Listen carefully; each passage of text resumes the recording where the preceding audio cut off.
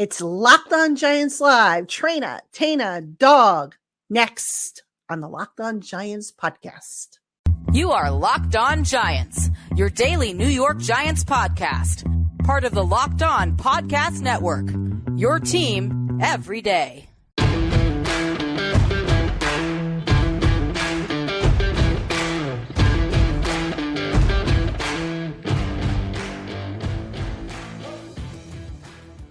This episode of the Locked On Giants podcast is brought to you by Prize Picks. Go to prizepicks.com/LockedOnNFL and use the promo code LockedOnNFL for a first deposit match up to $100. That's prizepicks.com/LockedOnNFL for a first deposit up to $100. What's up, everybody? Welcome to Locked On Giants Live. I'm Patricia Trainer, your host. And tonight, it's just Bad Dog with me. Just me today. Tana had a last minute thing he had to attend to, so he sends his regrets that he can't join us. But that's okay, Dog. We've got a lot to talk about. I mean, this has to be like a therapy session because I cannot believe how fast the season has disintegrated. And normally I look forward to these games every week, but no Daniel Jones, possibly no Saquon Barkley, no Andrew Thomas. The list goes on and on. I have no idea what the offensive line is going to look like. Oh, my God. Dog, give me a reason to be hopeful. Reason to be hopeful? The draft is like in, 8 months? Not even 8 months, Giants fans. 6 months, right? It's the end of April, so 6 months. We only got 3 more months of this stuff. No, like Patty and I were talking about before we went live, this really does feel like 2021. It's 2021 is one of the worst years I went through as a Giants fan. Even though we really weren't good in 2020, you thought they were kind of progressing. They had Barkley was out the entire year with a torn ACL. Daniel Jones missed some time, and even though they were 6-10, they were still right there in the division. And it looked like they were getting better. And you're thinking, oh, you're going to get your quarterback back, going to get your running back back. It's a second year in a system.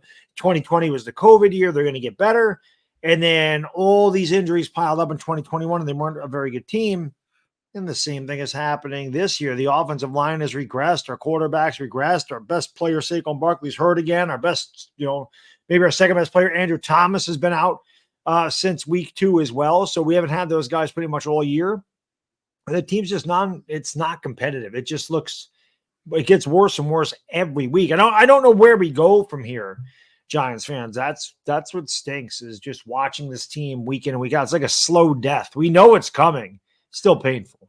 Well, let me ask you this, Dog. I mean, the Giants, this is not the team that they were anticipating having on the field because of all the injuries. Right. So, because the season is going down the toilet so quickly, the inclination or the feeling amongst people is sell, sell, sell. Mm-hmm. If you're Joe Shane, do you say to yourself, okay, you know what? We had all these injuries, so I'm going to hold my water and not do anything or do minimal stuff? Or do you say, you know what? I'm just going to rip it all down because I didn't stock this team with enough depth.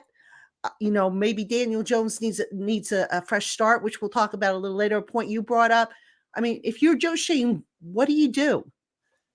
Yeah, well, I've been very active on Twitter. I have a lot of fun on Twitter. I'm having a lot of fun. I get to be very sarcastic on Twitter, which is kind of my sense of humor. I'm very, people that know me know I'm extremely sarcastic. Somebody even said to me, goes, I love the sarcasm that comes across in your tweets. I just have fun because I was really mad. The Seattle game, I was really mad. I felt like this game we should have won. We would have been 2-3, and they were so bad. I just got so aggravated at the time, kind of blew my top. And then at that point, I'm like, I'm just going to laugh at the season because it's just really, really bad. But I put on there's a lot of guys here that are on expiring contracts. Leo probably won't be back here. Adoree Jackson's on an expiring contract. I don't know what the future holds for Xavier McKinney. He could be gone. Paris Campbell's most likely going to be gone. Darius Slayton, I would like them to keep Slayton, but I don't think they're paying him $7.75 million. You save $6 million if you get rid of him.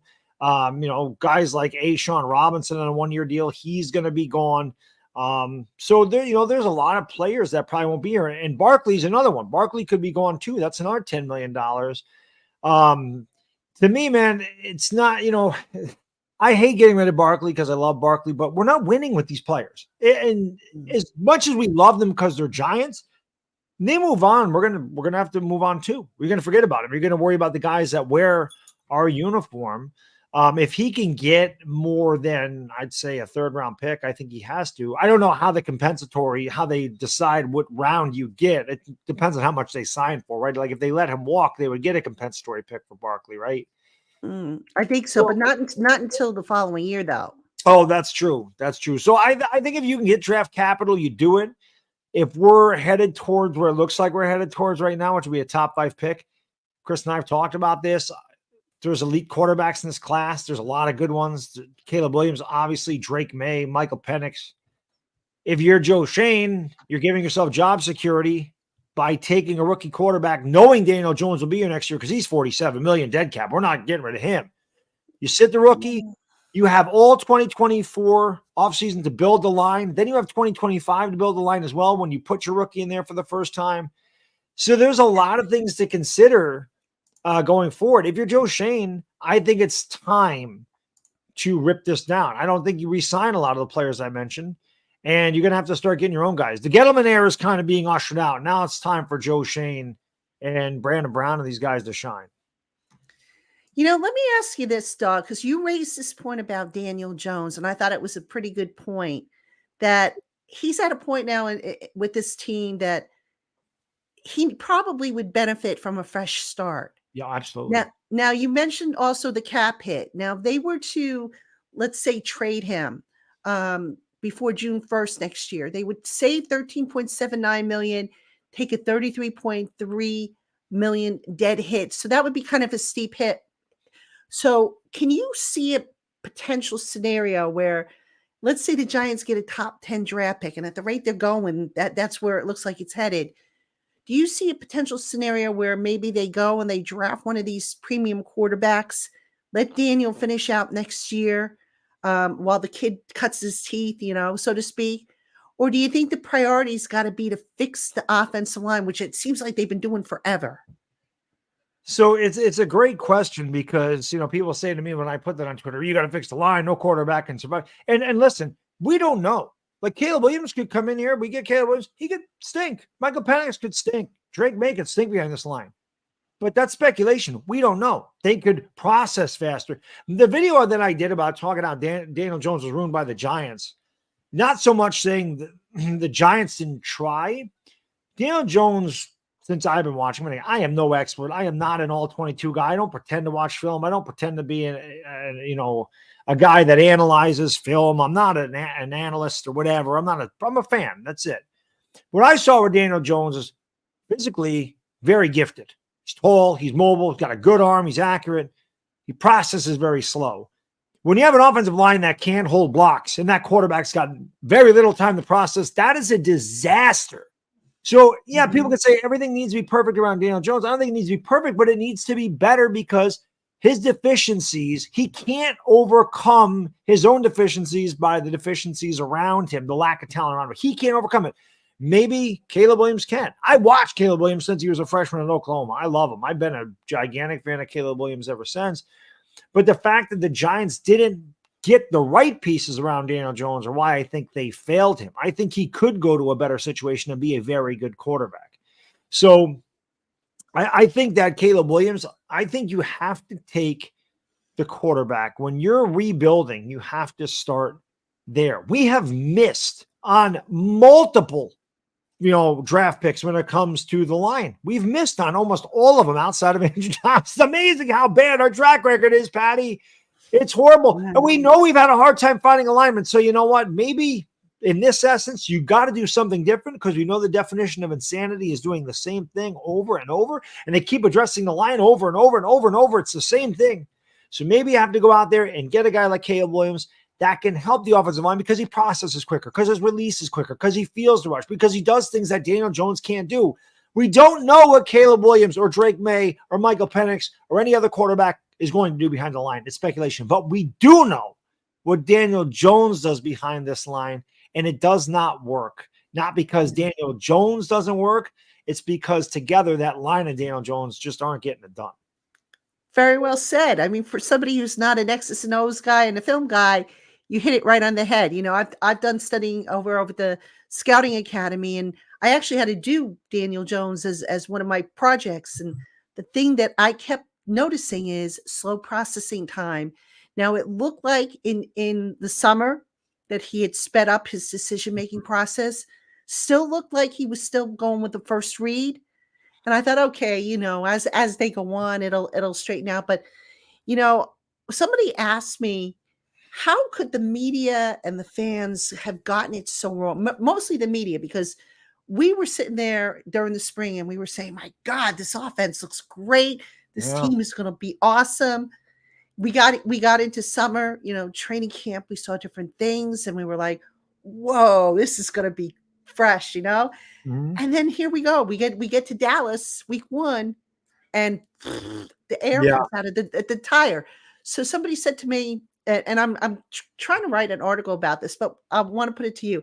How could we have gotten it wrong? Now, from the media's perspective, fool's gold, I suppose. But, you know, when you think about it, there was also some excitement with the fans, what we saw in preseason and what like that. Where did we go wrong with this team? There's a couple of things. Yeah, I talk about 2021. This team also reminds me of 2017.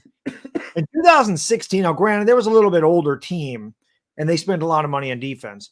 They had a very weak schedule in 2016, very weak, and they beat most of their opponents by less than one score. When they played a better team, they got smacked around. That's what happened. That's kind of what happened last year. The Ravens are a good team, and the Packers are a good team. And in 2016, the Giants did beat Dallas twice, and they were a really good team. But for the most part, we were coming from behind. We were winning by one score. And this year, obviously, the schedule was much tougher. So I think that's part of it. And also 2017, the Giants had a lot of injuries. Odell Beckham got hurt in the preseason. And there was just injury after injury after injury after injury. And it just completely collapsed. And then they started Geno Smith, and that was the end of everybody in that era. Who would have known Geno Smith would become the quarterback he is? But that just goes to show you in a good situation. People are like, Daniel Jones had 5 years and we don't know what he is. Well, it took Geno Smith 10 years. You never know. I forgot where I was going with that. Where was I going with that, Patty? About how we could have gotten it wrong? Yeah. So, this is what I wanted to ask. So my guess, and I was thinking about this today, I think that last year, Brian Daboll had Daniel Jones getting the ball out of his hands quick. It was quick. Just go back, throw it. Well, I think what happened this offseason is teams got film on what the Giants did, and defenses adjusted to this. And the Giants never adjusted back. So now Daniel Jones doesn't have those quick reads. They don't have the things that they did last year, and the offensive line has regressed. So they don't really know what to do because they have not made the adjustment. And defenses did, and now there's really nowhere to go, especially without Barkley. There's no threat. I think that's made it worse. Yeah, it's interesting you say that, because when other teams go and have success in their first year under a new head coach or coordinator, I always say, how much of that is because the rest of the league doesn't have film on them? Mm-hmm. And lo and behold, I think you make a good point here. Nobody had film on how, even though Daboll had been an offensive coordinator, Kafka comes in, he's a new offensive coordinator. People knew about Wink Martindale, but not with this particular personnel group. So nobody really knew how they were going to use, deploy these guys, what approach they were going to take. So yeah, it did take some catching up by the rest of the league to figure out what the Giants were going to do. But it just seemed like last year Daboll was able, and this coaching staff was able to get a lot more out of a lot less talent. Mm-hmm. Yeah, without question. That's why he won Coach of the Year. That's why I was so high on him, because I'm like, look at, he's throwing to Richie James. He's throwing to David Sills. He's throwing to Marcus Johnson. He's throwing to Lawrence Cager. Like, who are these guys? You see Patrick Mahomes trying to throw to the guys that were on the Giants. The Chiefs offense don't look the same when he's throwing to Kadarius Toney and Richie James. It don't look the same. It ain't the Giants offense, but there was something you said about that, and you go out and you get Paris Campbell. That looked like a really good signing. You go out and you get Darren Waller. That was supposed to be our safety blanket. That's supposed to be the guy. You get Jalen Hyatt. He's supposed to stretch the field. And none of this has happened. Paris Campbell averages like 4 yards a catch. Wandale's look good. There's a guy I can say Wandale's look good. Tay Banks has looked good. If you're looking for some silver lining, those guys have had pretty solid seasons. But other than that, everybody's been an enormous letdown. And I think that defenses were able to adjust. I think defensive teams know, well, listen, this is what the Giants are going to do, and they can adjust. And last year we talked about all the adjustments that they made and how they had a plan A, a plan B, a plan C, and how well organized and prepared they were. And this year it just seems like there's not. We're seeing miscommunication on defense, miscommunication on the offensive line. Substitutes aren't getting in there at the right spot. Their play clock's running down. They're taking timeouts. Last year, Daniel Jones up at the line of scrimmage with 18 seconds to go. He could check down the defense. He could look at this. He could read the defense. Now he's getting up there at 6 seconds ago, and he's got to snap the ball, and he has no read, and then the line's all confused, and then he's getting killed. So I don't know what happened there. That's the biggest question for me, Patty, is why so much miscommunication in the second year of a system? That's what I don't get either. I mean, are they trying to do too much, maybe? I mean, and then, look, I look at the biggest problem for me, especially on the offensive side, is the depth. All right. Now, I realized that when they were making these free agency moves, we were all going, yeah, this is great. Yeah, Darren Waller. Yeah, Paris Campbell. But in retrospect, how many slot receivers did they sign? Yeah. What they couldn't have taken money that they used on Paris Campbell, especially if they were going to use Paris Campbell the way they've been using him, which is basically as a gadget player. They couldn't have taken that money and maybe poured it into, I don't know, another offensive tackle or something like that. I mean, and again, I understand why they brought in Paris Campbell, but here's they did it as a what's the word I want? Insurance, okay, in case Wandale wasn't ready, in case Shep wasn't ready. And that's the other thing. Shep isn't even getting a cut of the offense. So it's like, why do you even have him on the roster if you're not going to use him? Yeah, it's weird. But again, this goes back to our point earlier about talking about Joe Shane tearing it down. So many of these guys are on 1-year deals. Like, I don't think Shepard's coming back. I don't think Campbell's coming back. I don't think Slayton's coming back.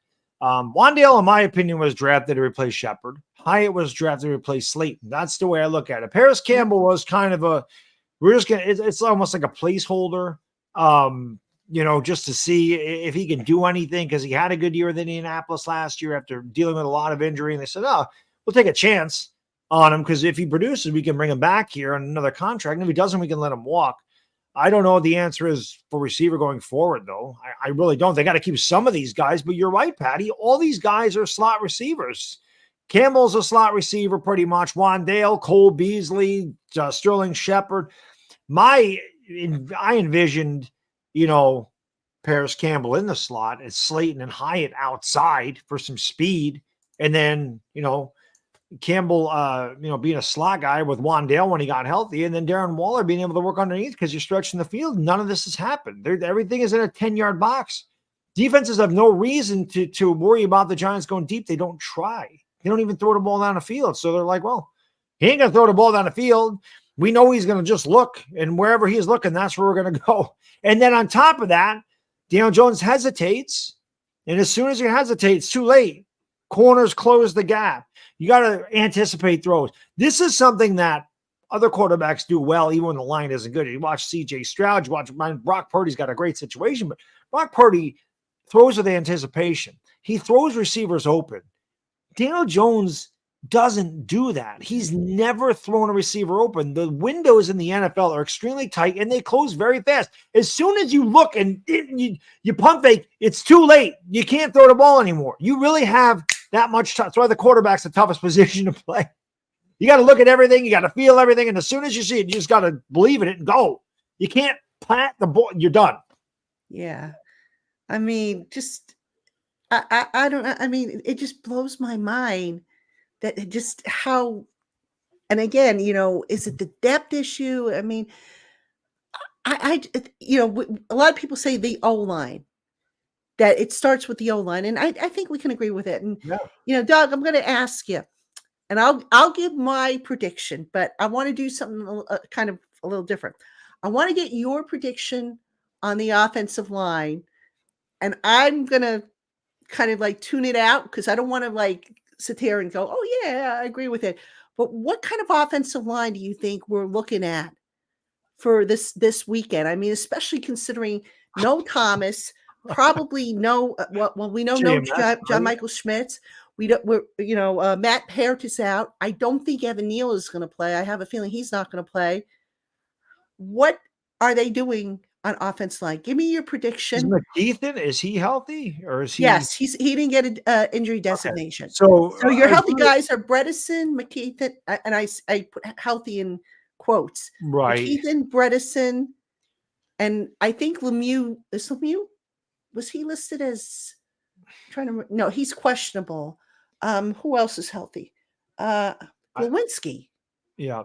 Okay, So I think you just named them. I think you got McKeithen, Azudu, Bredesen, Glowinski. I think Justin Pugh might get some time. He said his knee's fine. He's not feeling anything. It's best he's felt. I don't know who else we have. I don't know what else is there. Myrick's not on this team anymore. Bellinger, is he healthy? Bellinger's healthy. Yeah. Okay. So and again, healthy. Right. He's not out. We'll put it that way. Yeah. I think you have to play max protect. I really do. This is going, you know what the Giants got to do in this game? Listen, you're not beating Buffalo regardless. They have to go in to this game against Buffalo like they did in 2020 against Seattle when Colt McCoy. I don't know what just happened there. When I am not Patty Traina, what just happened here? I did not sabotage Patty. I think that the Giants don't like what we're saying here, and the Gremlins got her. I don't know what happened there, but Giants fans, it's not like I don't do this myself anyway. But I think honestly, that we have to do what we did in Seattle. I think that we have to run the ball. 3 yards in a cloud of dust. That's what they did in Seattle. Just Colt McCoy handing the ball off to Wayne Gallman. Hold the ball as long as you can. Try to protect your quarterback. There she is. Sorry, camera technical difficulties. Was your audio good? Can you hear me? Yeah, no. Could you hear me? Oh yeah, I can hear you fine. It's just could you hear me when you went off? My camera shut off. I was like, what? Okay, so you heard I was talking about the Seattle game. Okay, I'm sorry. I didn't mean to interrupt your thoughts. No, that's okay. I just wanted to make sure you heard what I was saying about. No, I could hear you. My camera I had to unplug it and plug it back in. So I think that's what we got to do. A lot of max protect. You got to run the ball with Breida and Gray. You got to hope that you get some drives, and you got to hope your defense ain't stopping Josh Allen. They will get turnovers. That's going to be a hot take for me. I think the Giants get 2 turnovers in this game. Josh Allen's definitely prone to turning it over. I feel like Kayvon Thibodeau has been better. I feel like our defensive pass rush is getting better. We did turn Tua and the Dolphins over 3 times, but I don't think it's going to be enough because we won the turnover battle 3-0 and lost by 15, and it could have been a lot worse. I see the same thing happening here in Buffalo. Yeah, I've got to get this particular point off my chest because it's starting to drive me crazy. Now, I like Dable. All right. I have no problem with Dable. But this secrecy and this how he's handling the injuries, like to say Daniel Jones, for example, with a neck injury, is day to day. Andrew Thomas initially day to day with a hamstring. Come on. Yeah. He's got to be more transparent. Look, I understand you want to hold the competitive edge. I understand that. But don't insult people's intelligence.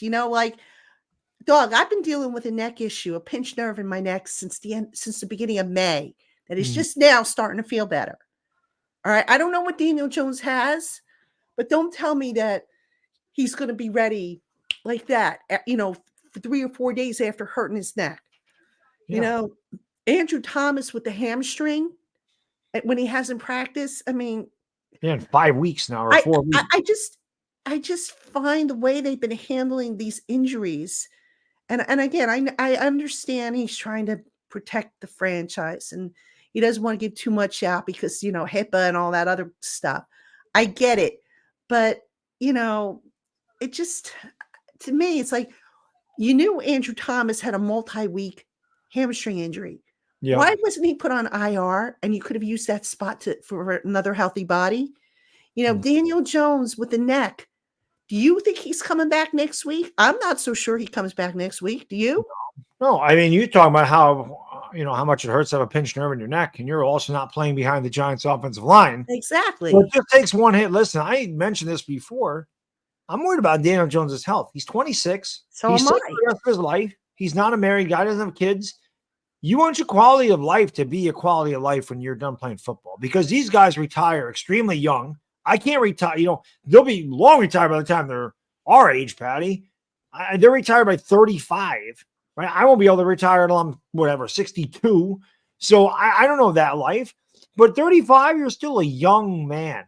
What kind of quality of life are you going to have if you have neck injuries? A neck is not a pulled muscle. Like, that is serious. And he says this is different than the other one. So if he's got 2 neck injuries in 3 seasons here, and he's constantly getting hit, that ain't going to get any better. And just to your point, dog, when he had the first neck injury, he was able to go out there and practice. Mm-hmm. He hasn't been able to practice all week.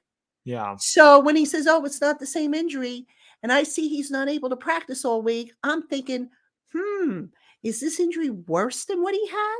Right. And he had a procedure for that first one, if I'm not mistaken. Which is a big reason why I think that was part of the, I shouldn't say a big reason, but I think that's part of the reason they didn't pick up the 5th-year option on him, because he was coming off that neck injury and they didn't know what Exactly. But I just this team, for whatever reason, and I guess maybe they're optimists too. They don't put guys on IR that really should go on IR. Andrew Thomas, everybody knew that injury was a multi-week one. I think at some point he had said, he had even, inferred that if he had been a skill position player, he wouldn't be ready to go for several weeks. Mm-hmm. So they probably figured, okay, well, you're an offensive lineman, but still you need your offensive lineman to be able to move a little bit.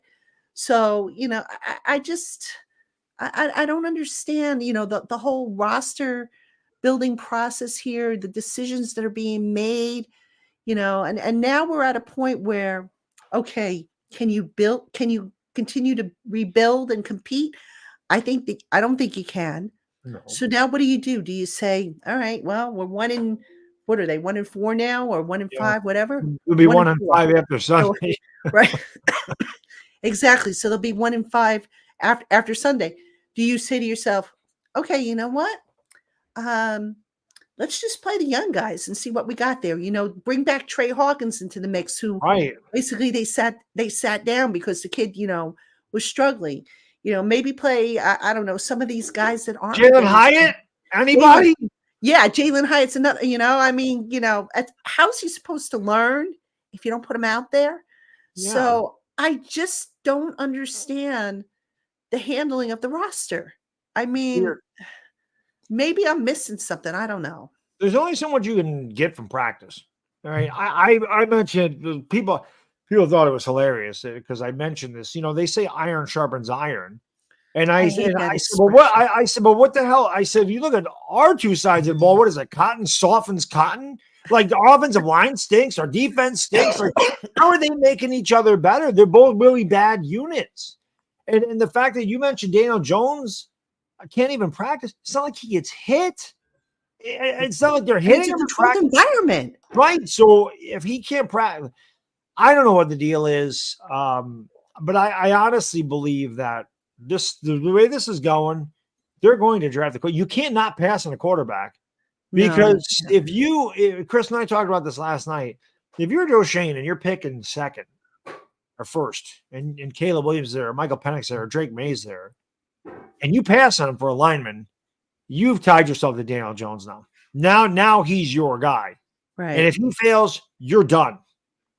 If you take a rookie quarterback, knowing 2024 Daniel Jones is there, that rookie quarterback don't start till 2025, and that's when your clock starts. You've given yourself some job security. And not to mention, the cap is going to get a lot better for him. Mm-hmm. He's going to start to bring in his own guys here.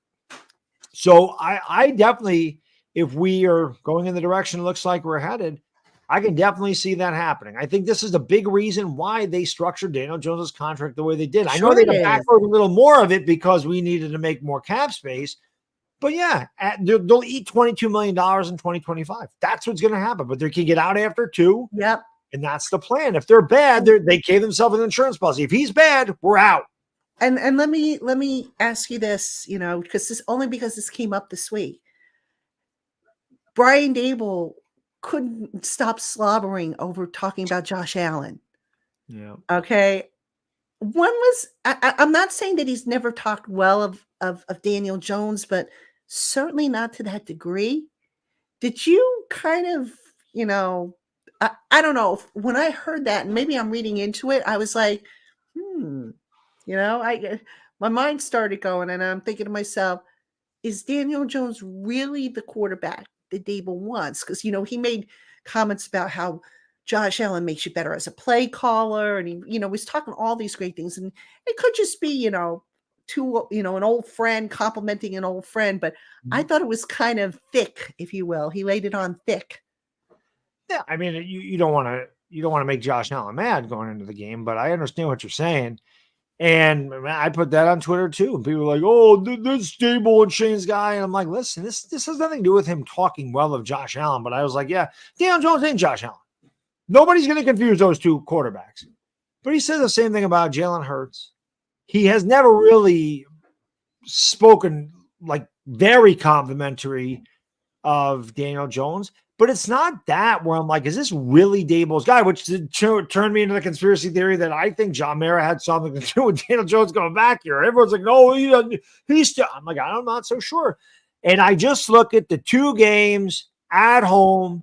Dallas down 40-0. Well, I forgot who he was talking to. It was Pat Leonard or Jordan or somebody asked him, why is Jones in the game? I was just looking to get something going there. But why? You had all your backups in there. He's getting killed.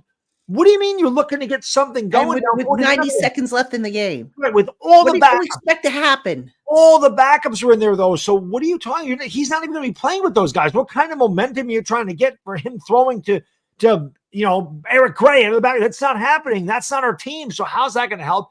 And then against Seattle, we're getting killed. He's getting killed at a point that the offensive linemen look like they just quit. And he's getting smashed. And he keeps him in there. I'm like, dude, you just gave the guy $160 million and you're leaving him out there. You're just leaving him out there. To use Evan Neal's term, you're leaving a sheep out there to be, eaten by lions. That's what was happening there. And he doesn't take him out of the game. It does not make sense to me. He gets hit enough. So I'm sitting there going, I don't care that he threw the tablet at him. I don't care what the hell any of that had to do with anything. Him leaving him out there in 2 games at the end of the game where he has been just beaten to death and we are getting outscored 64-3 in these 2 games. He has no business being out there in the fourth quarter, 10 minutes ago in the fourth quarter. Sit him. He doesn't sit him. To me, that's like, does he really care what happens to him? Actions speak louder than words because, again, the point about Dallas, what exactly was he expecting to happen with 90 seconds left down 40-0? Yeah. I didn't understand it. And, I'm not saying that Dable purposely wants to get the kid hurt or maimed or anything like that. I don't believe that. I don't either. But, it's like, I just wonder about it because, maybe I'm just, I don't know. If it were me, I would have pulled him, done a mercy pulling. But, then again, is that really fair to Tyrod Taylor to go and take a beating? No, well, he's going to take a beating this week. There's no question about that. He took a beating. He was in there for 1 series to get the wind knocked out of him. If there wasn't a long timeout, he would have had to come out of the game. Yep. Tyrod Taylor's 35. I was joking around with Chris when he got hit. I said, Chris, he ran back to the bed and said, Dan, are you good to go? I don't want to go back out there. I put on Twitter tonight, and already I'm getting slammed for this. I said, not that I wish anything bad on Tyrod Taylor, because I like Tyrod. I think he could be, I saw that tweet. And people are slamming me for saying this. I said, wouldn't it be a kick in the butt if, God forbid, Tyrod has to come out, Tommy DeVito comes in, and now all of a sudden he's lighting it up. Yeah. And, some people are already slamming me for it, but I'm like, it's not that I'm wishing bad on him, and but it's like that's just the way this season has gone. Yeah, it's fun. Twitter's a funny place. Like I follow a lot of people on, in the media on Twitter, and there's been this thing going around saying how you were part of it. It was you. Was it Art Stapleton? It wasn't Art. Was it Art Stapleton? I think it was Art Stapleton. And I forgot the other guy where they're like, John Ralph? Mara's having them do their bidding. And I'm like, you realize they don't work for John Mara, right? I don't have any paychecks. That's what I'm saying. I'm like, why would John Mara make them say this? They don't work for John Mara. So what are you talking No, about?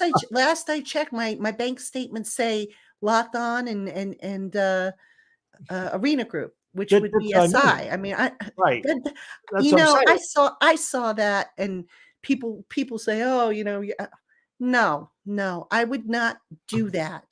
That's what I mean. I don't care if they come to me and say, we're going to pull your credential, which they wouldn't do, by the way, because they would end up, having to answer to the league if they were to do something like that. Right.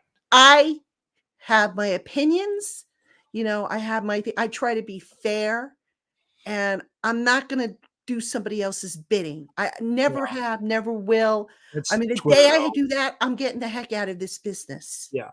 That's just Twitter in a nutshell, though. But it's funny when you mentioned that or tweeted that out the one time about how, Daniel Jones had a rough time. I'm like, it's funny because I had that video already scheduled. Like I had recorded it, but because my post game or my reaction to Dable, I put out earlier in the day, I spread them out. And I'm like, I actually have a video coming out about that exact thing, about how they kind of ruined his career. So no, I mean, that's just, I've seen, it's like the Hatfields and the McCoys on Twitter. There's the Jones supporters and there's the Jones detractors. And there's very few people in between like me where I'm like, cool. Yep. I agree with that. Yep. I agree with that. I'll pick on Daniel Jones in a tweet and I'll compliment Daniel Jones in a tweet. That's just the way I do things because I understand both sides of the argument. It's the chicken or the egg. Right. That's what any good content creator or media member would do. You be objective. You look at both sides and you form an opinion and you stick with it. You don't waffle back and forth. There's enough people in the media that go back and forth to cater to, what the popular opinion of the day is. You pick an opinion and you stick with it. Yeah. And if you're wrong, you own up to it. All right. Now, look, I've been steadfast in my opinion that the Giants haven't helped Daniel Jones, but I'm also not naive enough to say that Daniel Jones isn't part to blame for his problems. All right. I also have been thinking about, okay, you know what? Maybe this isn't working out with him. Maybe they do need to move on from him. Even I don't think it'll be right away, but could they maybe look to trade him during the draft, especially if they in a position to get a top quarterback, or maybe they say, you know what, we'll get the top quarterback and we'll keep him for another year so that the cap hit isn't bad. I don't know, but you got to look at the different scenarios and it changes, depending on the circumstances. But at the start of the year, I was very firm. I'm like, Daniel Jones, just let him play it out and see how it goes. Now it's like, how's he supposed to operate behind that offensive line? Yeah, the offensive line is bad. And the other thing is, look at Barkley. Barkley already made us think about playing under the tag this year. Now, granted, he's been hurt. So if they tagged him next year, he probably wouldn't argue this. However, maybe he does. He's like, I'm not playing on the tag again. I'm not doing this again. He's 27 years old. He's had a multitude of injuries. Granted, no soft tissue injuries outside of the torn ACL, but a lot of this is it's bad luck. Let's be honest. He's just been snake bitten. But do you really want to sign a 27-year-old running back that's had injury history to a 3-year deal because people are like, well, if you're bringing in a rookie, you're going to want him to hand off. And I love Saquon. We haven't won anything with Saquon Barkley. Nothing. We went to the playoffs last year, but Daniel Jones was healthy all year last year. I forgot the record. They're like not good with Saquon Barkley's in there and Daniel Jones. It's terrible. They're like, I forgot what Barkley's like their record is. It's like 20-40. It's not good. It's not because Barkley's not good, but the team ain't good. You have to just move on from these guys. You can't hang on to, oh, we really like this guy, because that's when you get yourself into trouble. These guys have not won anything as a collective group, and it's time to just kind of move on. One thing I said about Daniel Jones is if you're solely blame Daniel Jones and these problems is absolutely ridiculous. But to absolve him of all issues on the offense is also ridiculous. Yeah, you You can't. can't do it. It's the can't. combination. It is a lousy combination of a quarterback with slow processing skills and a first read problem with hesitation and the inability to throw his receivers open and a horrendous offensive line that almost any quarterback would struggle behind. It's just a fact. Yeah, you're absolutely right. You're absolutely right. And this, it's like, what do? It's a case of chicken or the egg, Yep. Do you fix the quarterback? Do you fix the offensive line?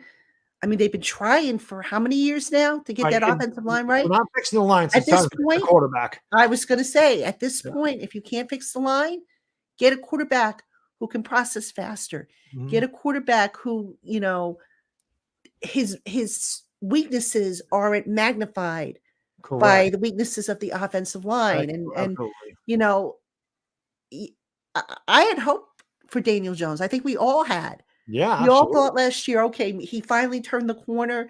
I thought He's he going to did. be okay. And He regressed right back to where he was with Joe Judge. yeah, It's the same guy we saw in 2021 where I was like, I'm done with him. He can't do it. Last year, he made me a believer. His numbers weren't great, but I don't look at just numbers. Stats tell half the story. I'm like, I see a confident quarterback. I see a guy that takes care of the ball now.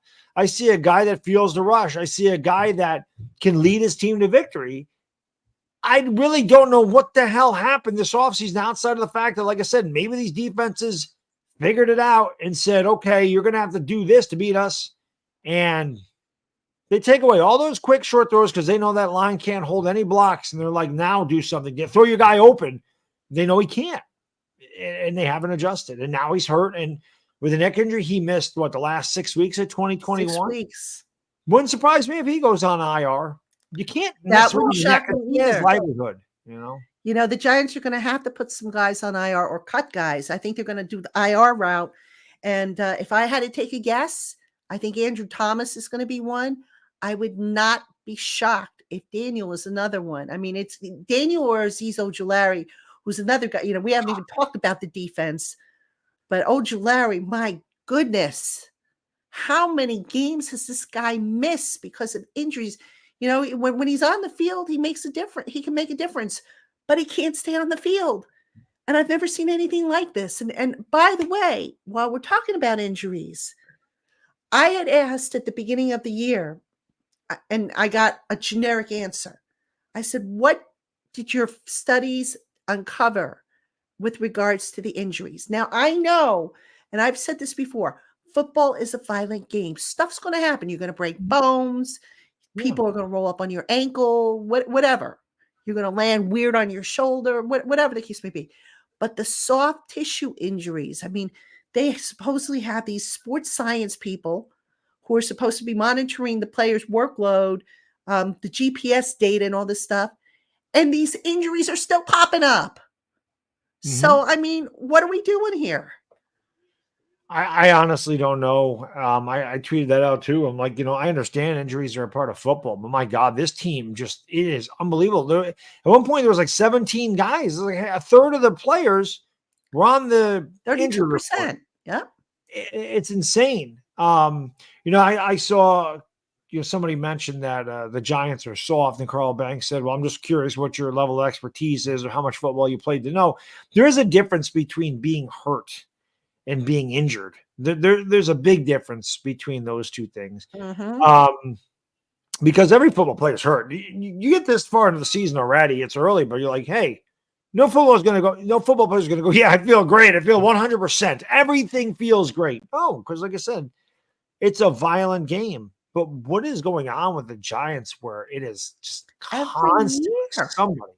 Every year they're like in the top 5 or so. And, I've had conversations with former coaches that, about this. I said, what are they doing wrong? And it could be any number of things, without knowing, the intricacies of their health and nutrition and sports science and stuff like that. But, these soft tissue injuries, the calves, the ankles, the groins, the hamstrings. I mean, goodness. Yeah, I have no answers. I don't either. It's very strange.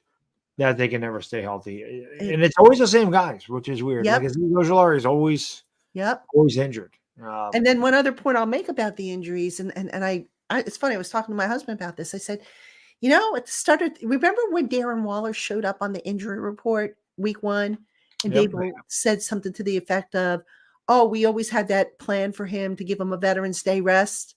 And did you notice the next several weeks he wasn't on the injury report? He didn't get the rest, and now he was back on the injury report this week with a groin. Mm-hmm. What's up with that? I mean, either Dable misspoke or I misunderstood what he was saying, because I'm like, yeah, you had this plan coming in. You knew several months beforehand that he was going to need the rest. I mean, I don't understand, maybe I shouldn't say it because I don't understand how sports science works, but I do understand how common sense works. That's like saying, 3 months from now, I'm going to have, the flu. How do I know what I'm going to have? It's like, I don't understand it. And I would love, and I know they'll never let me behind the curtain, so to speak, to examine that, but I would love to, sit down with their sports science people and say, okay, how do you kind of operate? They won't let me do it because, it's proprietary stuff, just like the sports data people, I'd be curious about that. But just weird how they handle the injuries. Yeah, I would like a little bit more transparency. It's funny because I kind of mentioned, Brian Dable's got his own thing. Joe Judge is, I got to go look at the tape. I got to go look at the tape. I don't really know. I got to go look at the tape. Brian Dable's, it's not good enough. You think? That's the same thing. That's what I said. I'm like, well, geez, coach. I mean, I think everybody watching can tell you it's not good. There are times when, I ask him a question and he's never been nasty to me. Sometimes you see he's short to other reporters and stuff like that. And I'll ask him a question and he'll totally not answer it. And I'm so tempted to say, okay, coach, that's all well and good, but that's not what I asked you. Right. I asked you this. Yeah. And I, because there's like 50 other reporters there jumping ahead, as soon as he's done answering, boom, you get 50 other people. I would just love to just say, look, you didn't answer the question. So you either don't want to answer the question, you don't have an answer to the question, or you're just trying to brush it off. And, I don't know. It just drives me crazy. It's been weird all year. We might have touched on this before, but I remember, I was hyped up about the season because I'm like, listen, we were 9-7-1 last year, won a playoff game, second in a system. We added Hyatt, we added John Michael Schmitz, we added Waller, we added Campbell. This offense is going to be so much better. We added Bobby Okereke, we beefed up the defensive line. We're a good team. And I was pumped up, and they asked him about the team in preseason, the good practices, all this stuff. And Brian Dable would say, well, this is a different group of guys, and we have to see how everybody handles adversity. There's adversity in every season, and every player handles it differently. I'm wondering at that point, did he know something? Because this team has been the chemistry. Last year, they loved playing for one another. They didn't try to do too much. It wasn't an all or nothing thing.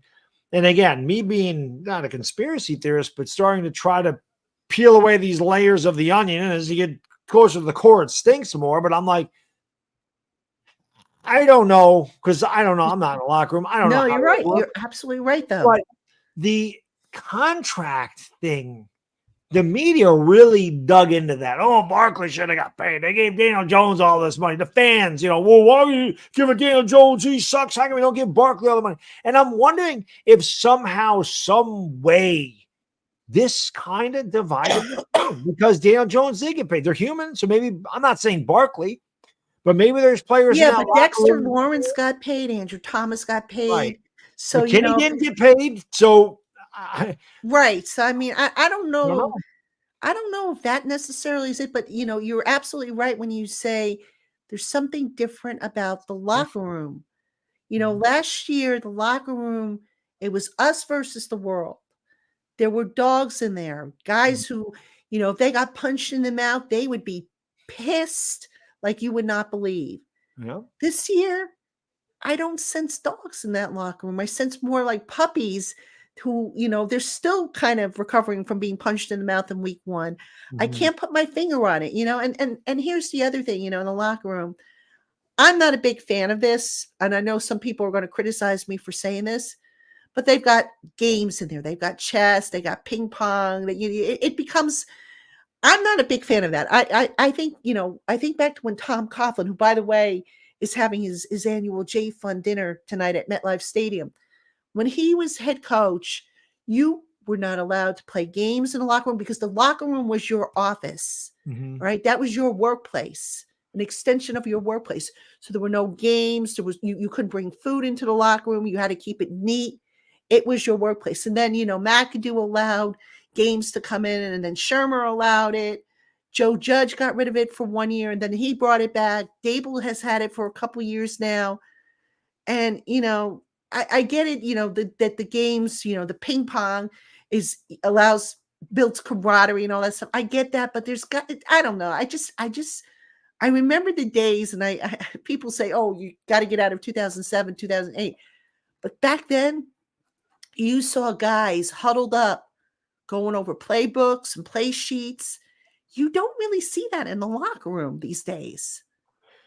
Yeah, I mentioned this before too. I guess Barkley would be considered a leader, but there's 10 captains on this team, and I really don't see a leader.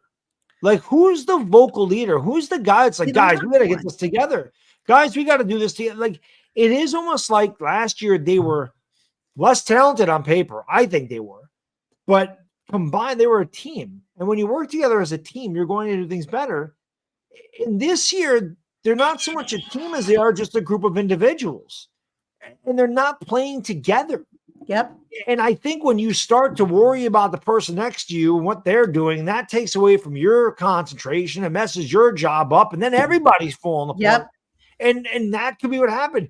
They panicked immediately after that block kick. They stopped running the ball. They ran the ball all the way down the field against Dallas the first drive. And that's like they stopped. Barkley had 12 carries in that game. I know we got behind early, but he should have had 12 carries in the first quarter in that game. Okay? Because Dallas could not stop the run. Yep. And it was working great. And then it's like that happened, and they just had Daniel Jones throw 50 times, and you can't protect Daniel Jones. So why they did that, I have no idea. I don't know what that was. And then they did it again against Seattle. Like, stop running the ball. Actually, I got to take a quick commercial break, but we'll talk about that with the play calling because I have a couple of thoughts on that. So I'm going to just take a quick break, everybody. Don't go anywhere. We'll be right back. Hey, Giant fans, if you are looking for a fun and different way to play fantasy football this season, you need to check out Prize Picks. Just pick 2 or more players, predict their stats, and sit back and see how they perform. It takes less than 60 seconds to make an entry. And best of all, you can turn a few bucks into some nice cash with the right projections. Prize Picks is the #1 daily fantasy sports app known for its quick withdrawals, easy gameplay, and wide selection of players and stat types. And they offer weekly promotions that can lead to big payouts like Taco Tuesday, when each Tuesday, Prize Picks discounts select player projections up to 25% to provide even more value. So what are you waiting for? Go to prizepicks.com/LockedOnNFL and use the promo code LockedOnNFL for a first deposit match up to $100. That's prizepicks.com/LockedOnNFL, and that promo code is LockedOnNFL for your first deposit match up to $100. Prize Picks, daily fantasy sports made easy. All right, everybody, welcome back to Locked On Giants Live. You got Trina and Dog tonight. Tana wasn't able to make it, unfortunately, but he said he will be back next week. And still, we're having a good conversation like we always do. And we appreciate those of you who showed up tonight. We know that, there's not a whole lot to be excited about these days about Giant football. But, hey, listen, the show must go on, as they say. And Doug, before we took a break, you mentioned the play calling. Mm-hmm. Dable, you look at the evidence, even though, Kafka and Dable have denied it and Daniel Jones has denied it. I got to believe Dable's a little bit more involved in the play calling these days. Would you agree? Yeah. I mean, there was that whole controversy that in Arizona, he was the one calling the plays in the second half and they opened everything up. But then it went right back to what they've been, which is just,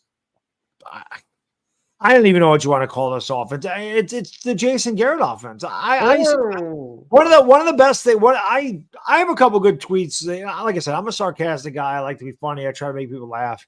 And one of the better tweets I had, I remember saying, people play prevent defense. I said Jason Garrett plays prevent offense, and that's what we're running prevent offense again. It prevents us from scoring. Like I've said this a number of times, at least the last 2 weeks, Patty. One of the first plays of the game, well, it's not Daniel Jones now, but I just wanted him to drop back, and I don't care. Just throw the ball out of bounds, but throw it 50 yards down the field. Don't even try to complete it. If it's there, awesome. Just show them that you'll go deep. Just show them anything. Give them something to think about. That's not what they do. It makes conservative. it conservative and predictable.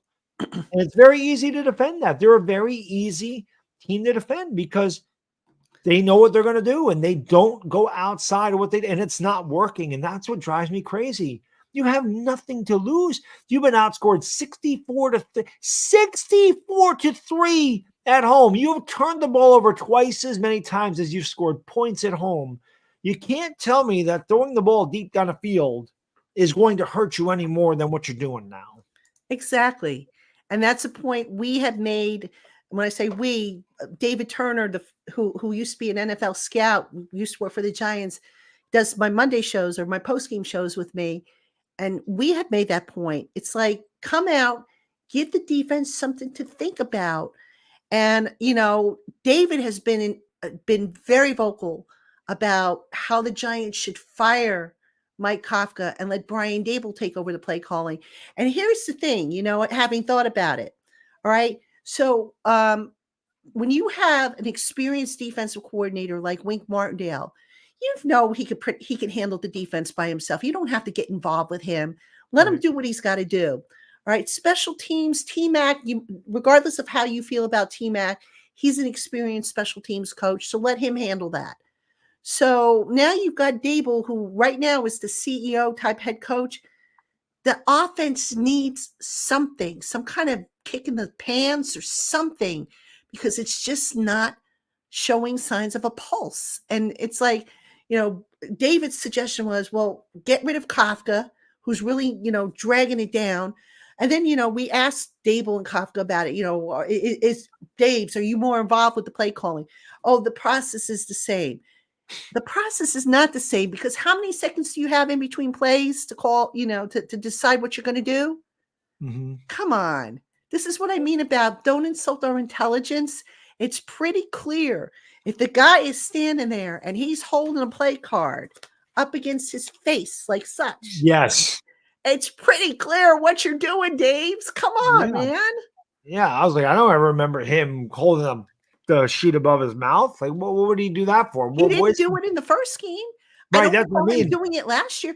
I mean, he had the sheet. Don't get me wrong. He had the reference sheet, but I don't ever recall him. And I at the games, I put my binoculars on the sidelines because sometimes you miss stuff that you need to pick up from the sidelines that's relevant later on. I don't recall him doing that.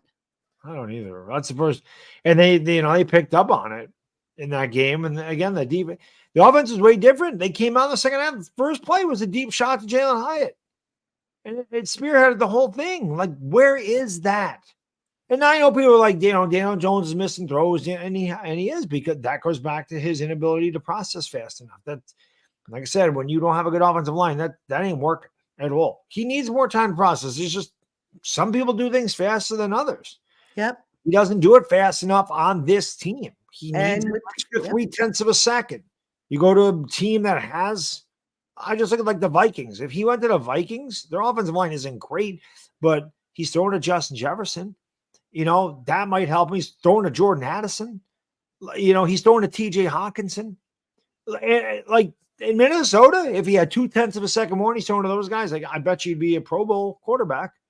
I think that highly of Daniel Jones' skill set. It doesn't translate here because his shortcomings, they can't overcome what's around him. He's not good enough. People like the quarterback's got to lift up he's not good enough to do it on this team. This team is really, really bad.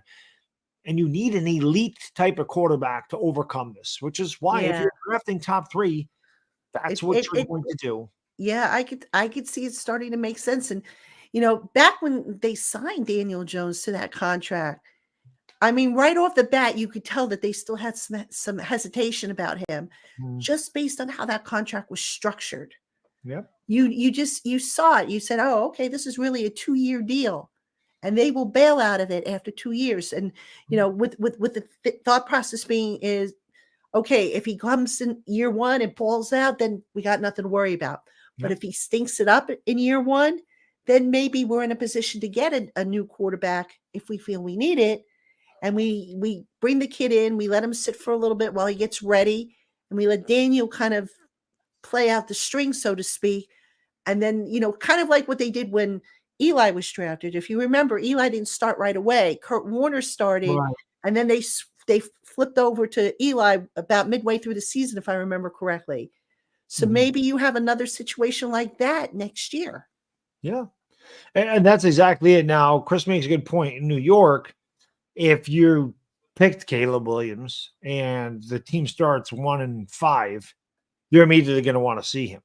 But one thing I'll give Dable and Shane credit for is they don't like cater to the fans. They have their own plan, and they do what they say they're going to do most of the time. So if they say, this quarterback's going to sit for most of the year, I can't see the fans or the media pressuring them into, hey, when are you going to start with Caleb Williams? When are you going to start Caleb Williams? The thing of it is, if you let him sit for a year, I might have mentioned this earlier, I'm getting old, so I forget sometimes that I say, you'd have 2 years in essence to build around him, because 2024, you can listen, Patty, when they're done with the year, they know where they're drafting. And if they're drafting number one, especially if they're drafting number one, they know who they want. So immediately you start to go out and get the players that you think can work with that guy. Right. And then Daniel Jones is here next year. And then in 2025, you have another offseason, another draft to build around that rookie quarterback that's going to start in 2025. So in essence, you've got 2 years to get the team ready for the rookie to step in and be the guy. So I don't know. I mean, I hate talking about this middle of October, but this is where we are. But you also have to build up draft capital. And right now they only have 6 picks. Mm-hmm. And if they're going to have a high pick in next year's draft, this is where you make the decision. Okay, should we look to sell some guys? Now, I did a show on Friday. Actually, today the show is running. I gave you 4 guys that I think they will trade. I think I said Leonard Williams. I believe I said Adoree Jackson. I said, what else did I say? Leonard, Adoree, Xavier McKinney, I think was another one. And I can't remember who the other guy was off the top of my head, but there were 4 guys I gave. And I even gave you the salary cap savings. I gave you the potential targets. I think for Leonard Williams, I said, maybe keep an eye on the Raiders. So you can get draft picks to supplement. And that seems to be what Shane likes to do. Now, he's traded away draft picks to get Boogie Basham, who, by the way, I don't think I've seen him really, fit in. Not much. Isaiah Simmons, I still don't know what they're doing with him. Let him play. So especially with Aziz hurt, it's Simmons time. Well, they'll probably bring up O'Shane Zimenez to replace, that would be my guess. I mean, how they're gonna manage this personnel, huge mistake. I mean, you only get 2 standard elevations. You got to bring up 2 offensive linemen minimum. You got to bring up DeVito. Okay, you potentially got to bring up O'Shane Zimenez. That's 4 players. You're going to have to make roster moves. This goes back to what we were saying earlier. You're going to have to put guys on IR. You figure Andrew Thomas will probably be one. Will it be Azeez Ojulari? Will it be Daniel Jones? One of those 2, I would imagine, is going to go on IR. You've got to make roster moves here, and just, just terrible. It's a sticky situation. Yeah, they got to bite the bullet. This year fell apart really, really fast. Compared to last year, when it was like, oh my God, we're 4-1. We just beat the Packers in London. No, we just came in. Then the next week they came back and they beat Baltimore. And I'm like, oh my God, we're 5-1. We're not used to this. This feels right, Giants fans. Talking about the draft in October. This feels right for the better part of the last decade, because for whatever reason, since 2017, we have had 3 GMs in here. We've had, I'm not going to count Geno Smith. We got 2 quarterbacks. We've had a number of linemen, a number of receivers, a number of coordinators. The results are exactly the same. So your guess is as good as mine as to why that's happening. I really You got don't to be patient. You have to, and that's the other thing. By constantly turning over the leadership, you don't let anything take root. You have to, I hate to use this expression because I know Dable uses it a lot. You have to trust the process and just let it work out. You're going to have bumps in the road. Now, right now, the Giants have got a huge bump that they have to get over. Yeah. But do you trust this regime? Now, I've seen people say that Joe Shane's draft classes have stunk. I don't know how you feel about that, dog. I mean, is he getting top value out of his draft classes? He hasn't had time to put these players develop. Like when people are like Shane sucks, I'm like, what? He had one draft where he came in here. They had like 3 months to prepare for this. They came in like January. The draft was in April. He had his first real draft where his own scouts, they scouted for the Giants, and they knew what they wanted to do. They've played 5 games. How can we say Joe Shane is a failure? They won their first playoff game for the first time since they won the last Super Bowl last year. And because he got off to a bad start, all of a sudden now he's everybody was praising him as, a fantastic GM last year. Now all of a sudden we've got off to a bad start. His drafts stink. His drafts stink. There's no way you can't judge him yet. You got to give him some time. I thought Gettleman was, after year 3, I was like, I'm kind of down on Gettleman. But at the same time, like whatever the Giants decided to do, I think Chris and I are more patient with Gettleman than a lot of people. After the 3rd year, I'm like, if they fired him, I'd get it. But if they keep him, I'm fine with it too. After the 4th year, when they let Zeitler go and they didn't address the offensive line whatsoever, then I was like, yeah, he's in the Galladay thing blew up in his face. I'm like, he's got to go. It's just time. Well, I'm with you. You can't keep changing stuff over because if there's no consistency, that's also hurt Daniel Jones. I mean, he's had 3 coaches and God knows how many coordinators in 5 years. It is hard because you have to learn something new constantly. And he has a hard time processing anyway. As it is. So it's a dangerous combination. And to your point about Gettleman, he did put a core in place. Where Gettleman lost me was in that last year, his decision to do a dream team with all those veterans that he was signing and all how he was stressing the salary cap. I remember saying to somebody in the front office, I'm like, what is he doing? He's setting this team up for cap hell. What is he doing? And they're like, oh, he's got a plan. Don't worry about it. Don't worry about it. And I said, no, the plan's going to blow up in his face and he's not going to be able to fix it because he's not going to have any resources. So what is he doing? And sure enough, I wish I had been wrong, but I wasn't. The plan blew up and they're still digging out from under that plan. I mean, it was a little better this year, but they're still digging out. Next year they should be out of it. But of course, let's also see if they move some of these contracts, like you said, because, then you've got a matter of dead money accelerating and all this other stuff. So we'll see what they decide to do. But if I'm Joe Shane and they lose Sunday night, and I think it's pretty much a given that they will. I mean, it's going to take a miracle. You sell. Guys that aren't going to be out here, see what you can get for them. Even if you got to take a 7th round pick, that's better than nothing because now you can use those low day 3 picks, bundle them up, and move up the board if you need to. That or also, I mean, GMs make their money in the 3rd through 6th rounds of the draft. You shouldn't be missing top 10 picks. Like you shouldn't be. I mean, that's part of it. I guess with Shane is you're drafting 5th and 7th. Those guys need to make an immediate impact. Evan Neal's impact has been negative, and Thibodeau, I think he's good, but he's just really inconsistent. Like he will show out a couple games, then he disappears for a month. And that's not what a top 5 pick's supposed to do. A top 5 pick is supposed to wreak havoc like every week. He's supposed to be part of it. I think he's getting better. I think that but the consistency factor is just not there with him. So if people want to throw that on Shane, I get it because those guys are supposed to produce immediately. But I think Wandale, that ends up, he looks like a good player. I think Cordell Flott looks like a good player.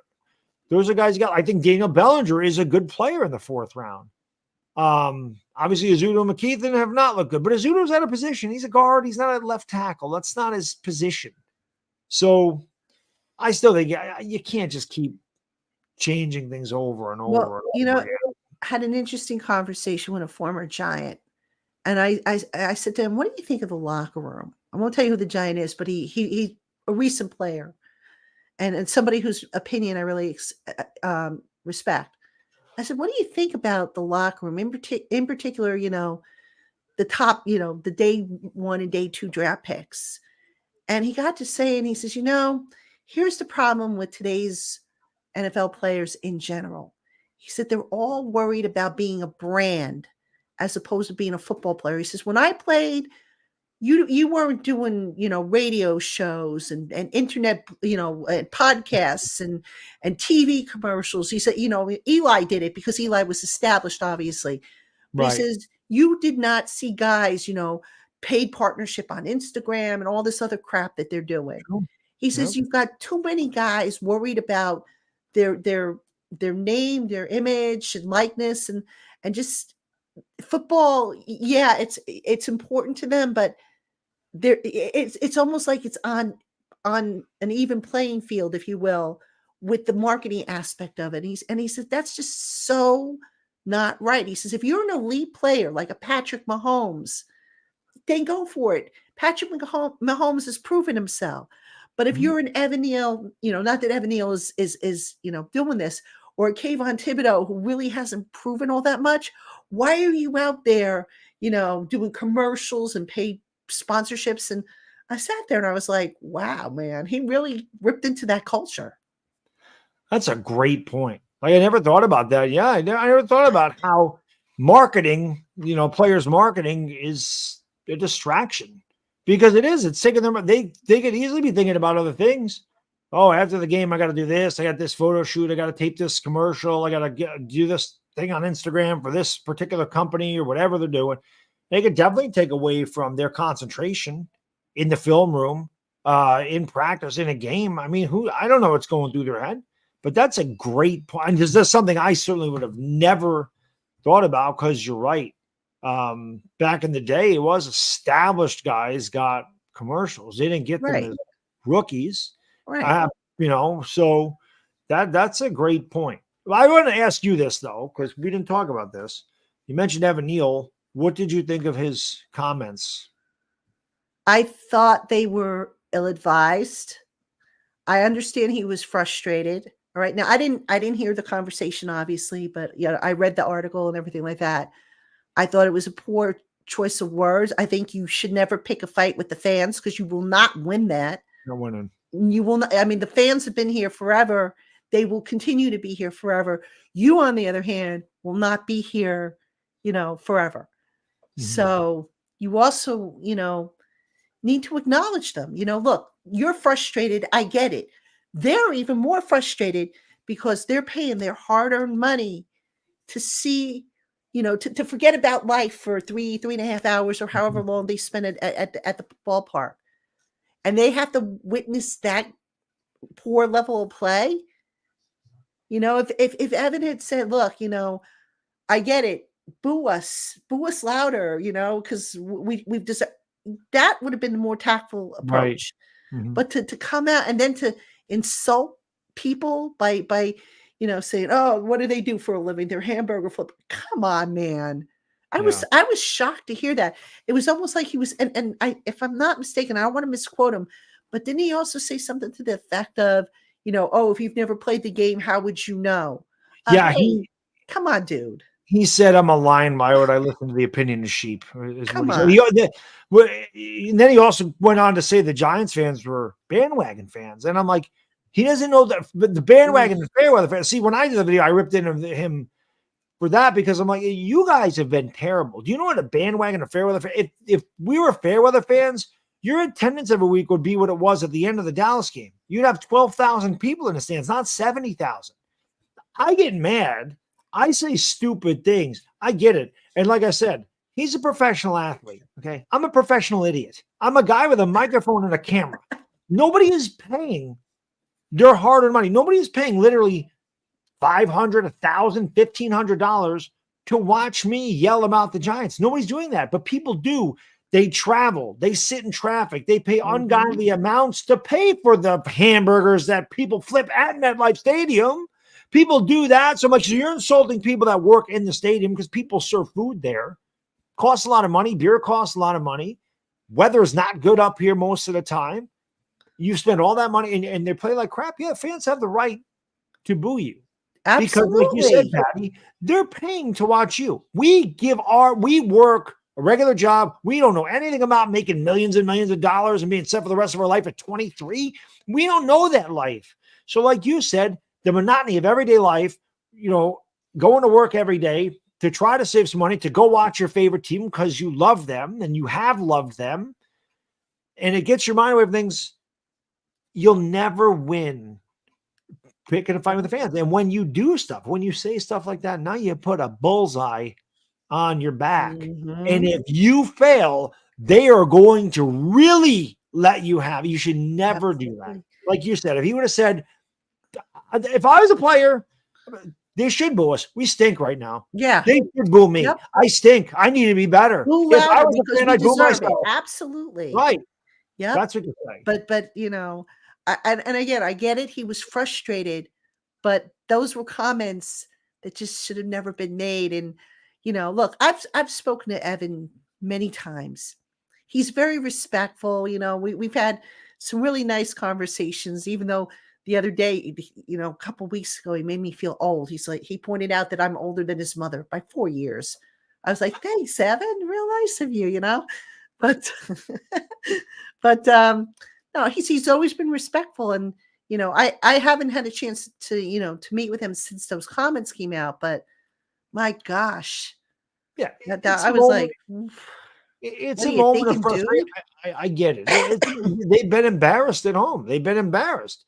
And I get them being aggravated. But again, you have to understand your position and what you mean and how much weight your words hold when there are literally millions of people that watch you and listen to you and want you to do good. We don't go there rooting for our team to fail. We don't pay all that money to go, I can't wait to go there and really let these guys, well, maybe at the end of the year, if they're 1-12, you want to go there and let them, I get it.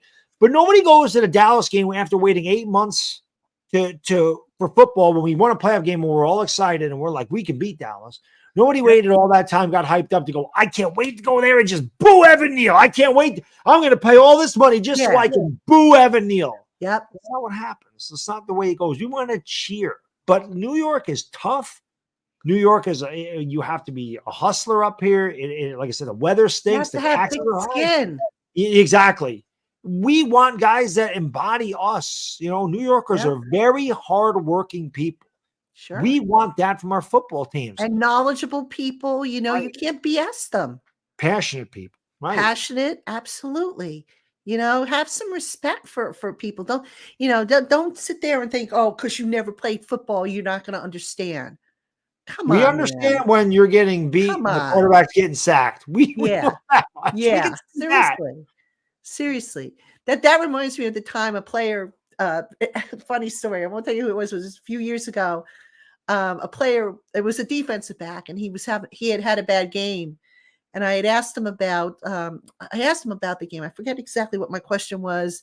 Something about in the nickel coverage. And he looked at me and he kind of snarled. He goes, oh, you know what nickel coverage is? I said, sure I do. I said, I also know enough about it to know that you didn't play it very well tonight. So I'm like, don't talk down to me because I didn't play the game. Yeah. I hate when guys do that. I hate when coaches do that, even if it's the dumbest question in the world. To me, there's no such thing as a dumb question. It means that somebody legitimately doesn't know the answer. Right. So, and speaking of which, I want to just get this question. I've been kind of sitting on this one for a bit. And I think Bob also asked this as well, Bob Wells, about La'el Collins, why he has not been signed. Ashley, I believe there's going to be some roster moves made by tomorrow. I'm not saying that La'el Collins is going to be one of them, but they're waiting until Saturday to apparently make all the moves. My understanding is when Dable says, oh yeah, we're going to talk about it Friday night. Yeah, they do have meetings on Friday night. So we'll see if that's, if La'el Collins ends up in the plan. But even if he does, you ask yourself, is he going to be ready to go? Because you got to know the play. It's not just strictly a matter of blocking the guy in front of you. You have to know enough about the play. So even if they were to sign him, I don't know if he would necessarily be ready to go. I think Pugh would have a better chance of being ready to go than Collins, if Collins were to sign. So I did want to get that question in there. Yeah. All right. Let me get caught up now on the questions. So I froze the chat so I can get to that. Let's see. I know some people have asked about, here's one. Wait, where did I see it? About Thibodeau. Yeah. Okay. So people have been talking about Thibodeau and Micah Parsons, and why don't the Giants use Thibodeau like Micah Parsons?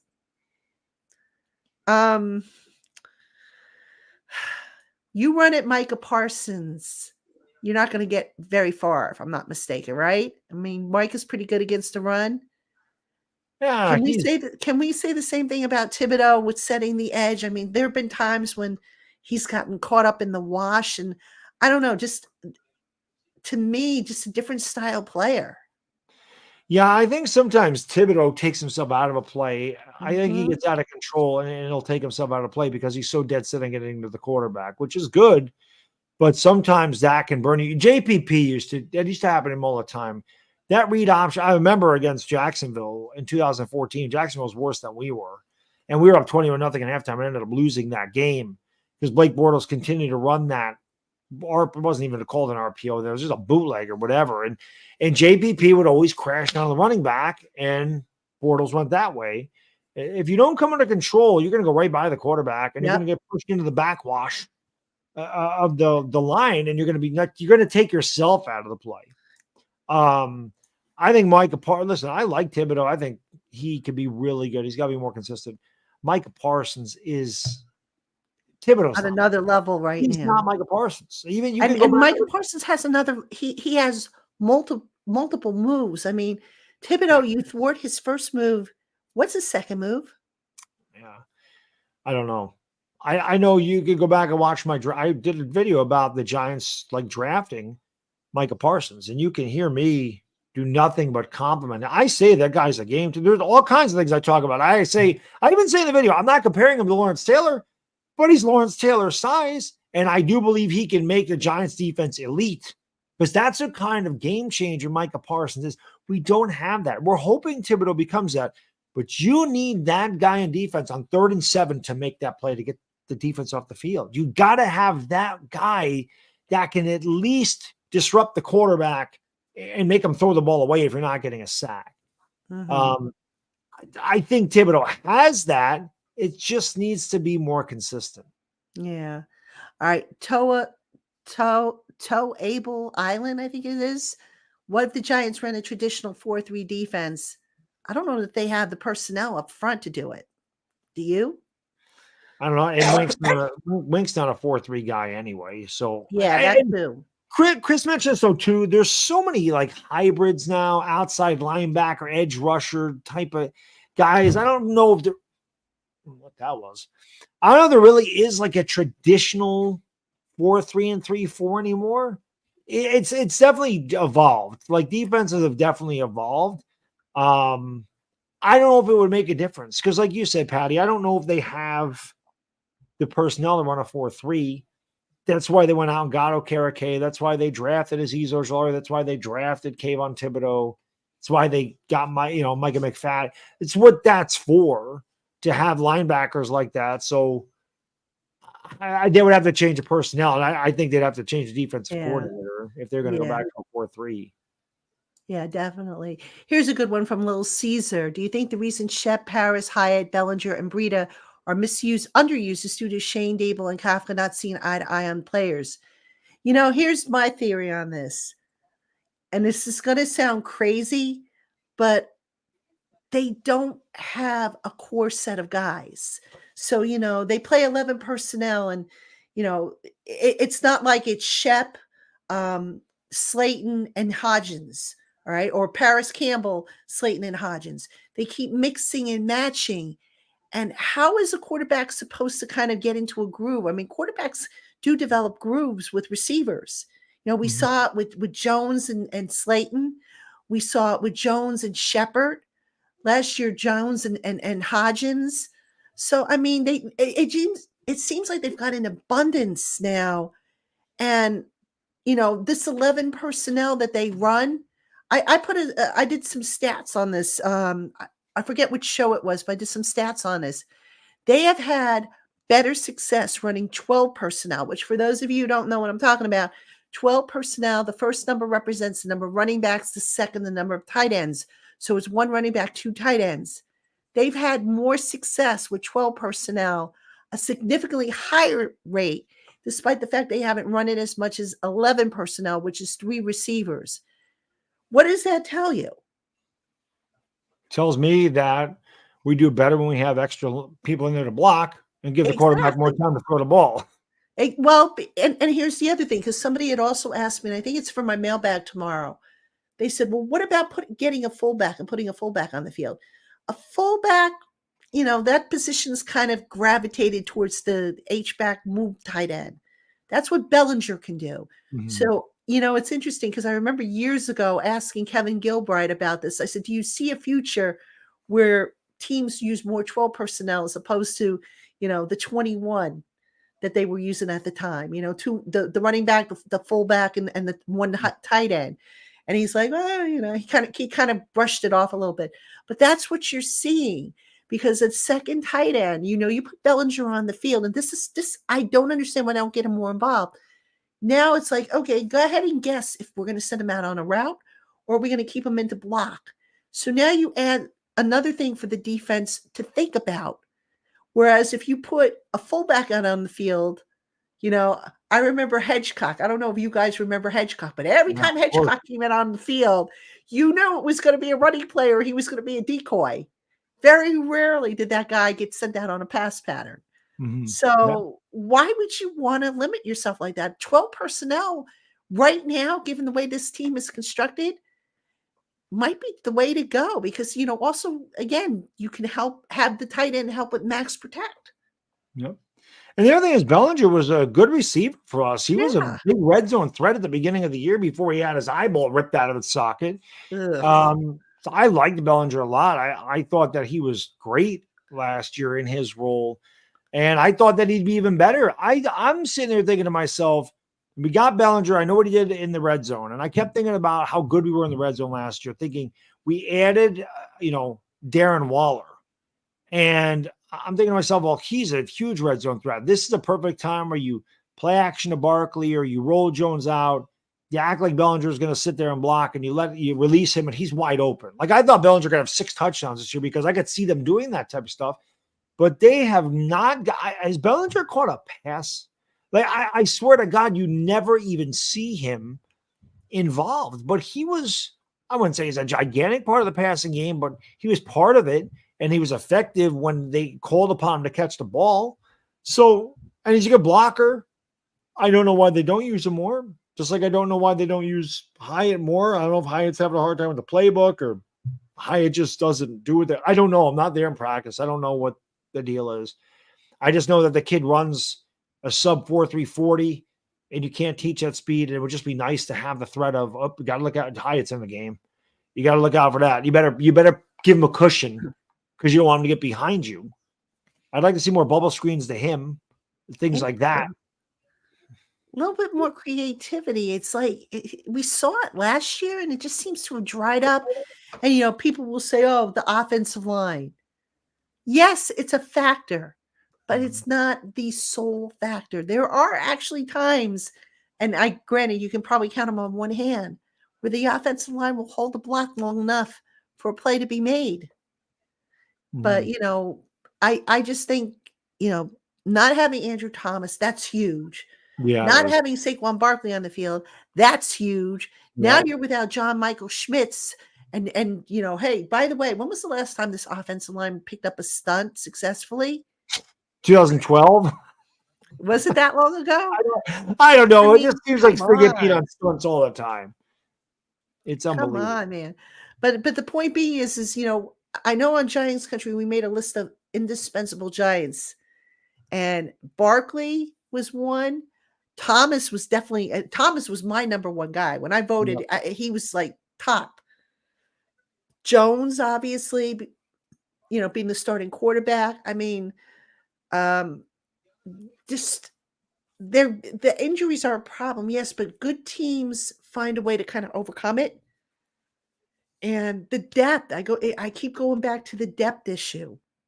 This team, case in point, Barkley and Gary Brightwell are listed as questionable on the depth chart. I don't think both of them play. One might play. I think they're going to try and get Brightwell out on the field. But if they don't play, then what? They don't have any running backs on the practice squad, as far as I know, right? Right. So it would just be Breida and Gray. It would be Breida and Gray. Then what do? You hope that neither of those guys gets hurt. You know. Meanwhile, you've got 50 million receivers, and you're not able to get the ball to all of them. I mean, that one I'll never understand that one. Now you've got to figure out. Go ahead. I was just gonna say I'd like to see Eric Gray get more of a chance. Honestly.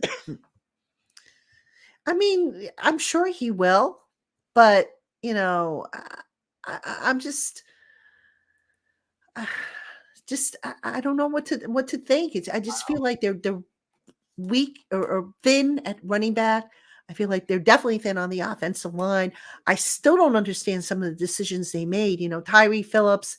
Now, I saw Ryan Dunleavy put something out about how Tyree Phillips reverted back to bad habits. Okay, well, isn't that the coaching responsibility to say, hey, Tyree, you reverted back to this. We need you to do it this way. So you basically, if that report is true, you gave up on the guy instead of coaching him up. Yep. What am I missing here? Listen, Bobby Johnson came out today and said, the offensive line's improving. I would suggest he said it was improving. Yeah, I actually retweeted that. I just said the only thing they've improved on is getting the quarterback wrecked. He might have to have his eyes checked because, again, I don't think you need to be an analyst or be able to study NFL film to know when your offensive line isn't good. This offensive line isn't good. It's not. It's terrible. It's terrible. Guys are missing blocks. They're not even getting a hand on the guy. There was a play they're showing where they said, everybody else supposed to do this. There was a miscommunication. Then it doesn't matter because this Lemieux got beat immediately. He didn't even, it's like he moved out of the way. Go ahead. There was nothing. That's what, exactly. They'd be great matadors. Maybe that's what the Giants offensive line should do. Instead of being turnstiles, they could be matadors. Hey! That's what it is. Maybe that's what they're doing. I don't know. I've never seen an offense. We've had some bad O-lines here. This one is right at the top of inept. It's wild. I was sitting today. I'm trying to, do my work and my writing and stuff like that. And it just, sometimes I feel like it just sucks the life out of me, because it's like, I was on the phone the other day with one of my colleagues from Fan Nation.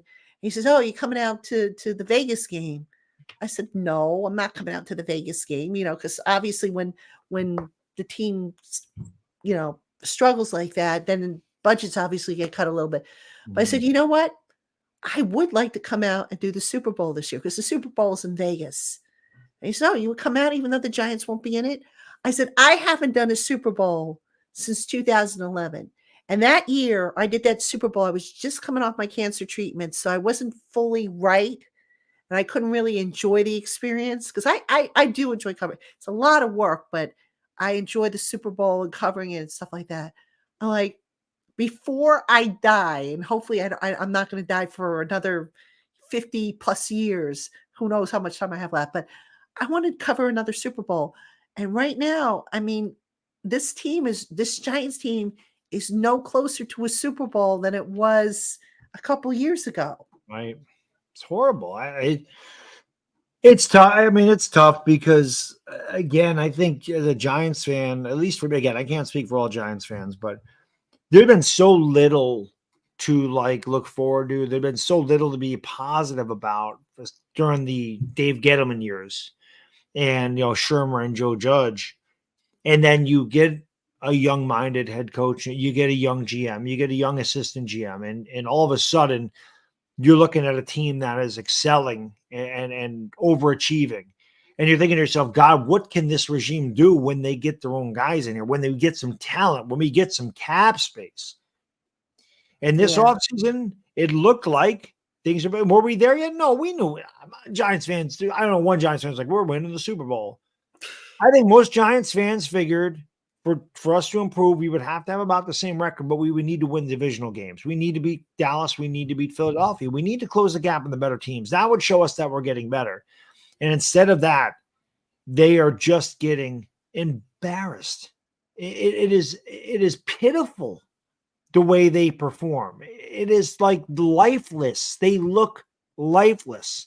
Now, when you lose at 40-0, that'll do that to you, but they really do. Just the body language sucks. Mm-hmm. I notice this every week. I'm like, that body language is terrible. You don't see the lineman going over to pick up Daniel Jones after they just missed a block and let him get killed. When Eli would get knocked down, the offensive lineman right there to pick him up. But Jalen Hurts gets knocked down. The offensive lineman right there to pick him up.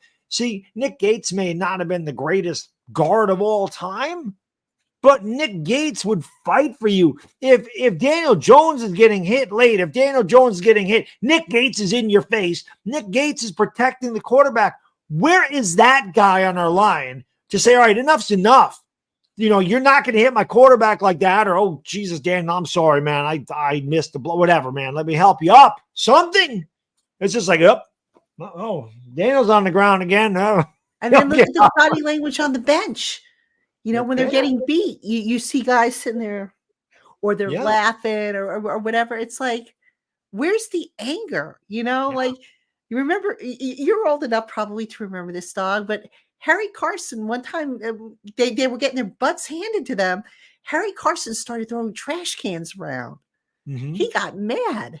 Yeah. And he fired up the group. Antrell Roll has done, when he was here, with getting guys' faces, Strahan would do it. Antonio Pierce would do it. Where have those guys gone? You know the song, Where Have All the Cowboys Gone? I know that song title. Where have the classic giant fiery leaders gone? We haven't had that on this team. I don't remember the last time the Giants had a real fiery type leader. And sometimes you need that, I mean, it's all well and good that you've got guys that work hard and set the example and do everything right.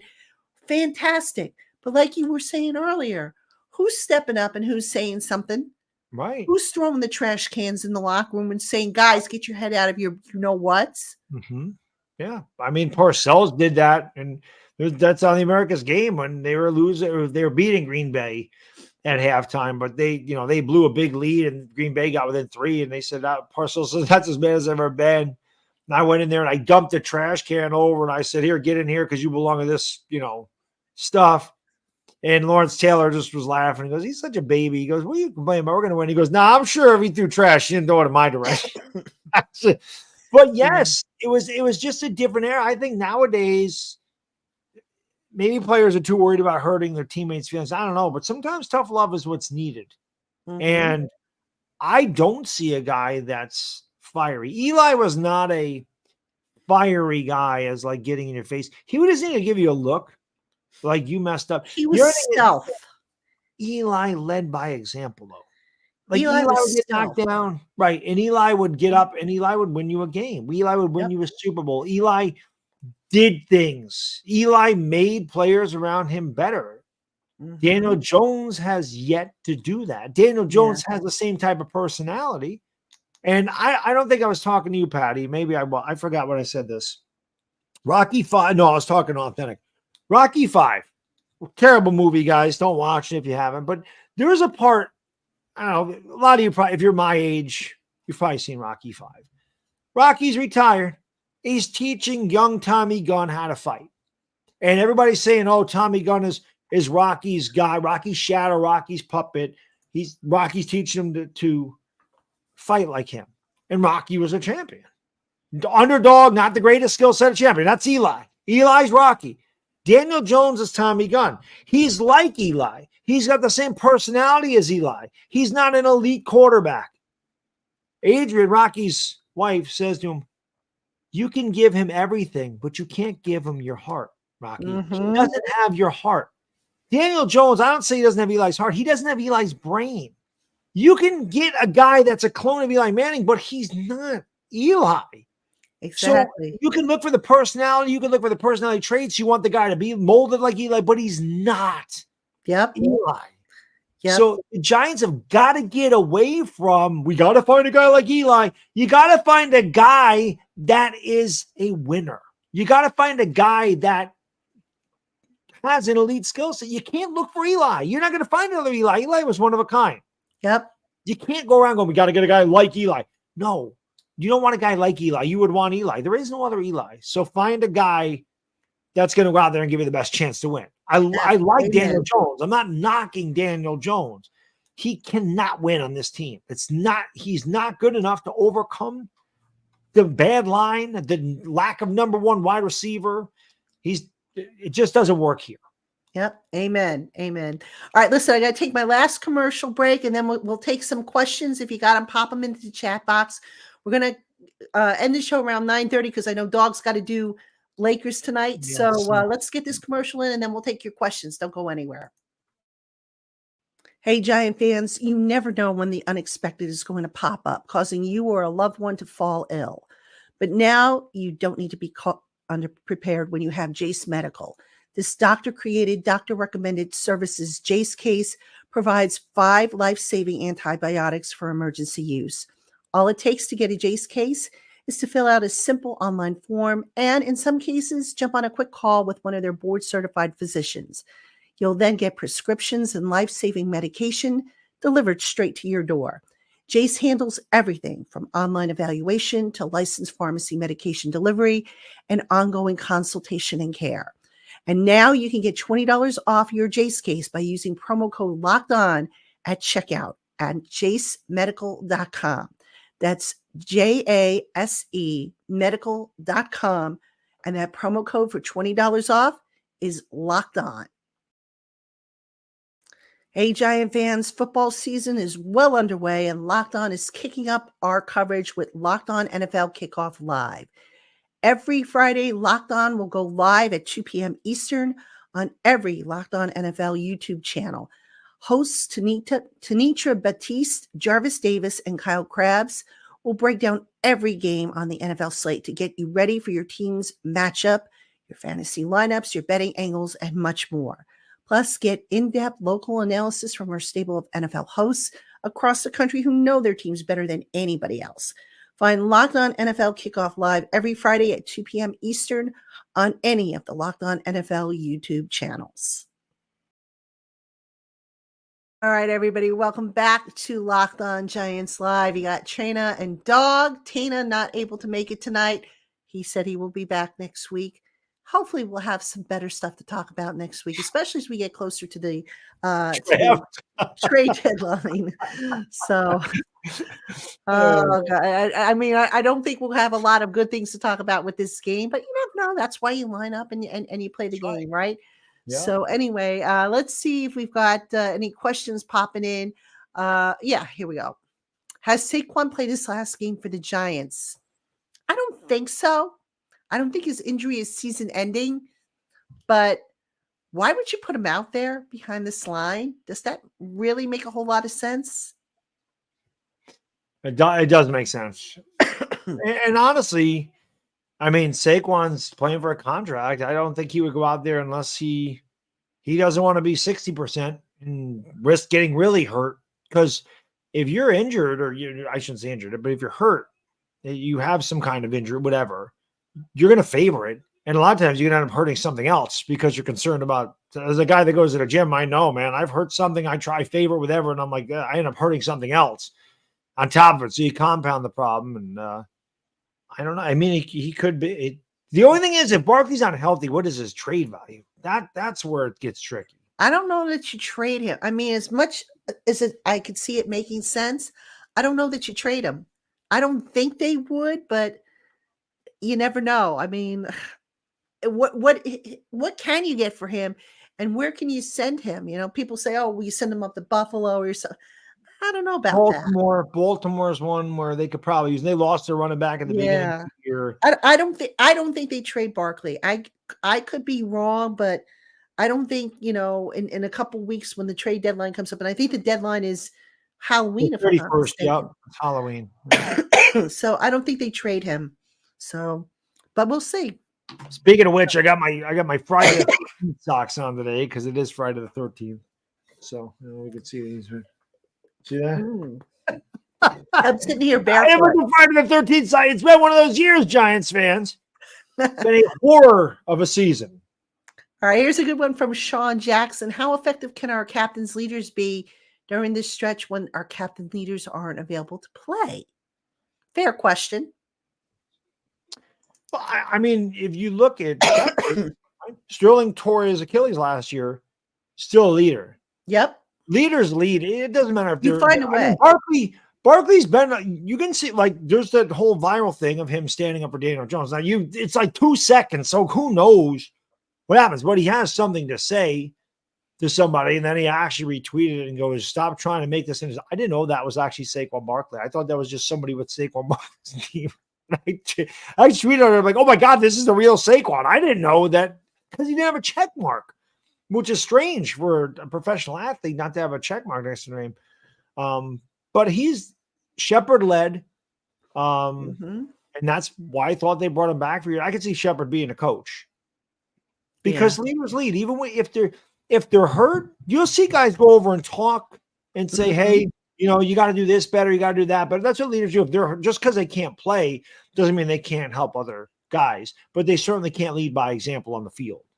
Yeah, absolutely. And, there's different ways you can lead. It's just right now, it's like I get the impression that these guys, all they're really doing with this, those that have the C on the chest, with a couple of exceptions. I don't include Dexter in this group, but it's like, oh, let's just strut out the midfield for the coin toss. Right. Come on, man. Come on. I don't get it. 10 captains no leader. All right. This one from Lloyd Goldstein. Do you think the shuffling of the O-line before the season hurt the cohesiveness? Lloyd, I was screaming about that all summer. I could not understand why this coaching staff said, okay, we're going to still rotate guys as we've tried to figure out who our best 5 are. And we were getting close. I think we were in the last week of the season and they still didn't know. And then, a couple weeks before the season starts, they say, oh, you know what? We're going to try Joshua Zudu at left tackle or Marcus McCaffin, who had been playing left guard. We're going to try him at right guard with the ones when McCaffin hadn't even played with the ones. What were they thinking? What were they doing? I still can't figure it out. If any of you guys know, please tell me. Yeah.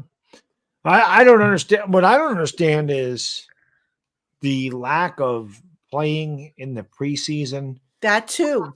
I get it. I don't want the offense out there for 3 quarters or a half, but I think they needed more than one drive. Because again, you can simulate as much stuff in practice you want. It's practice.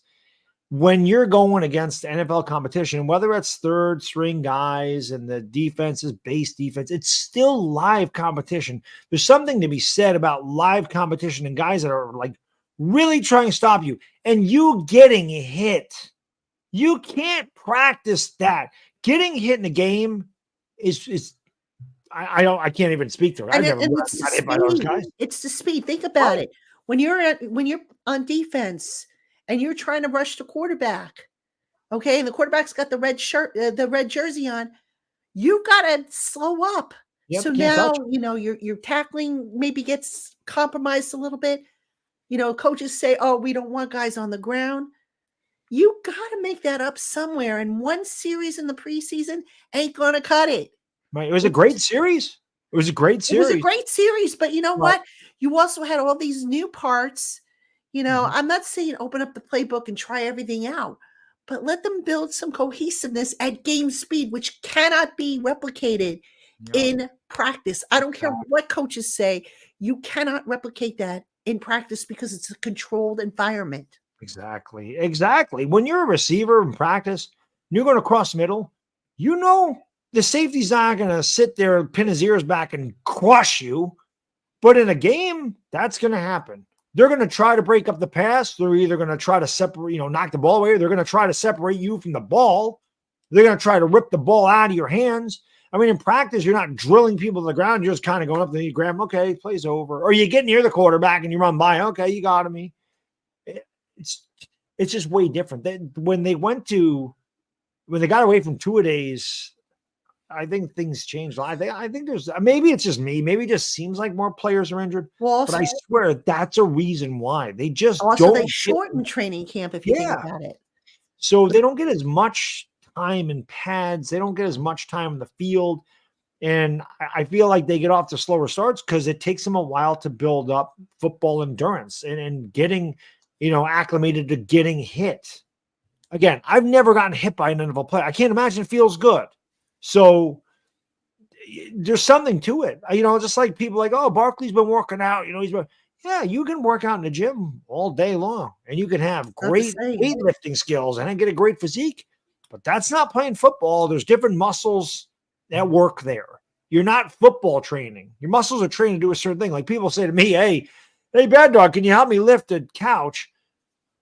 I hate that. You're like, oh, I thought you lifted weights. Yeah, I lift weights. I don't pick furniture up and carry it upstairs. My muscles aren't trained to do that. So if you're a football player, you can stay strong. Right. Football shape and in gym shape are two totally very different things. Absolutely. Good point. Absolutely. Larosity, could Dable be tanking for a team top draft pick? No. I hate this question. I got to be honest with you guys. Yeah. When I get the question, are the Giants tanking or should they tank? No competitor is going to tank. No. None. Jobs on the line. Yeah, jobs are on the line. Number one, I used to be when I was in high school and grammar school, I used to be an athlete. People would say, "Oh, why don't you tank? And if you tank, you get this instead of that." No, it just goes against every moral fiber. And an athlete, anybody who's competitive, will not tank. And I just hate that question because it's just, anybody who does that, shame on them. Think about going into a different line of work. So, I mean, that's how I feel about that. So, I mean, I'll say this. This time of year, no. At 1-4, no. But you get to the end of the year, I won't say you're tanking, but if the Giants are 2-13, and they say, Tommy DeVito, you're playing 16 and 17. And you know that he doesn't give you as good of a chance to win as Daniel Jones if Daniel Jones is healthy. And they just say, you know what, Daniel, we're going to rest you for next year. There's nothing to play for. Kind of like the Eagles did when they took Jalen Hurts out of the game where the Giants had a chance to win the division, had the Eagles won, and they brought in Nate Sudfeld. What for? There was no reason. That was, you know what, we're actually in this game, and we don't want to ruin our draft pick, so we're going to just play Nate Sudfeld. I just want to see what he can do. We just got to test him out, just in case. The Giants could do that. They could say, we just want to see what Tommy DeVito does. Tyrod Taylor's not going to be here next year. So let's see if Tommy DeVito can be a backup quarterback. Right. That's that's not really tanking. That's, right, but that's what, you know what I mean. I know what you're saying. I know exactly what you're saying. All right, Peter Randazzo, will the Giants be sellers in the next 3 weeks? If not, would you be shocked?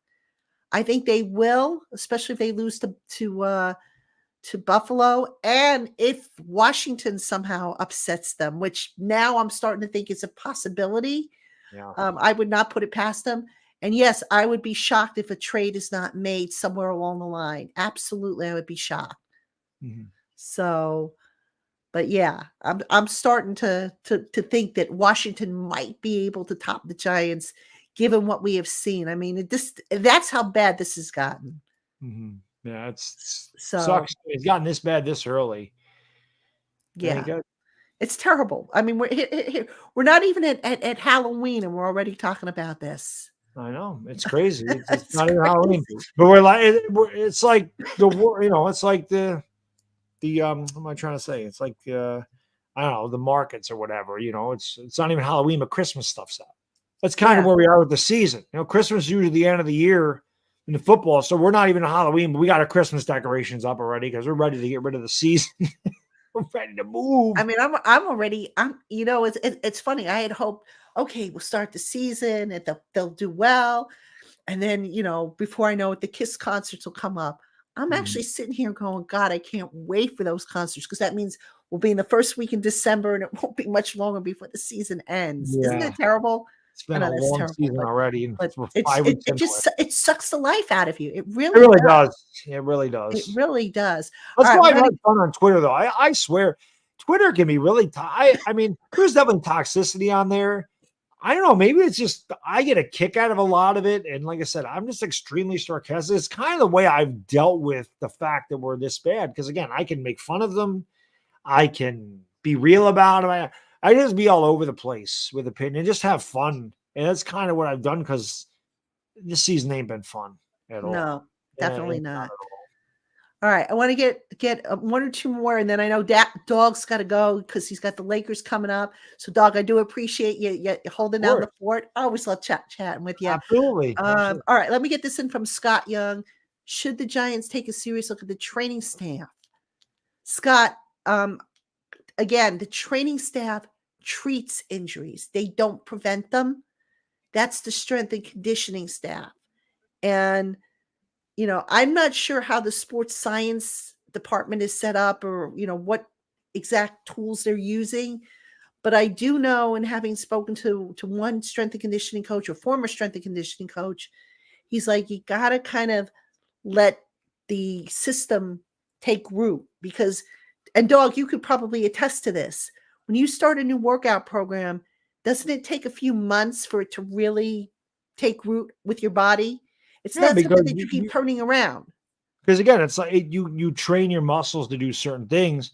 If you're a sprinter and then all of a sudden you want to become a long distance runner, you're not going to be able to be a long distance runner immediately. You have to train your body to do that. You have to train, you have to learn endurance, you have to, and vice versa.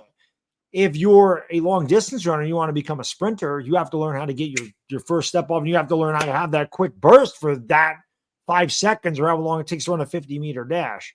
So you have to train your muscles to do whatever. And then as you get acclimated to it and your mind and muscle connections start to happen, you can almost do it in your sleep. Like seriously, and it's funny because on leg day, I'll go into the gym. My legs hurt before I start because they know. It's weird how that works. But yeah, if you start a new workout routine, your muscles aren't used to it, you're going to feel it. It's going to hurt. You're going to be weaker. You might pull something if you're not used to it.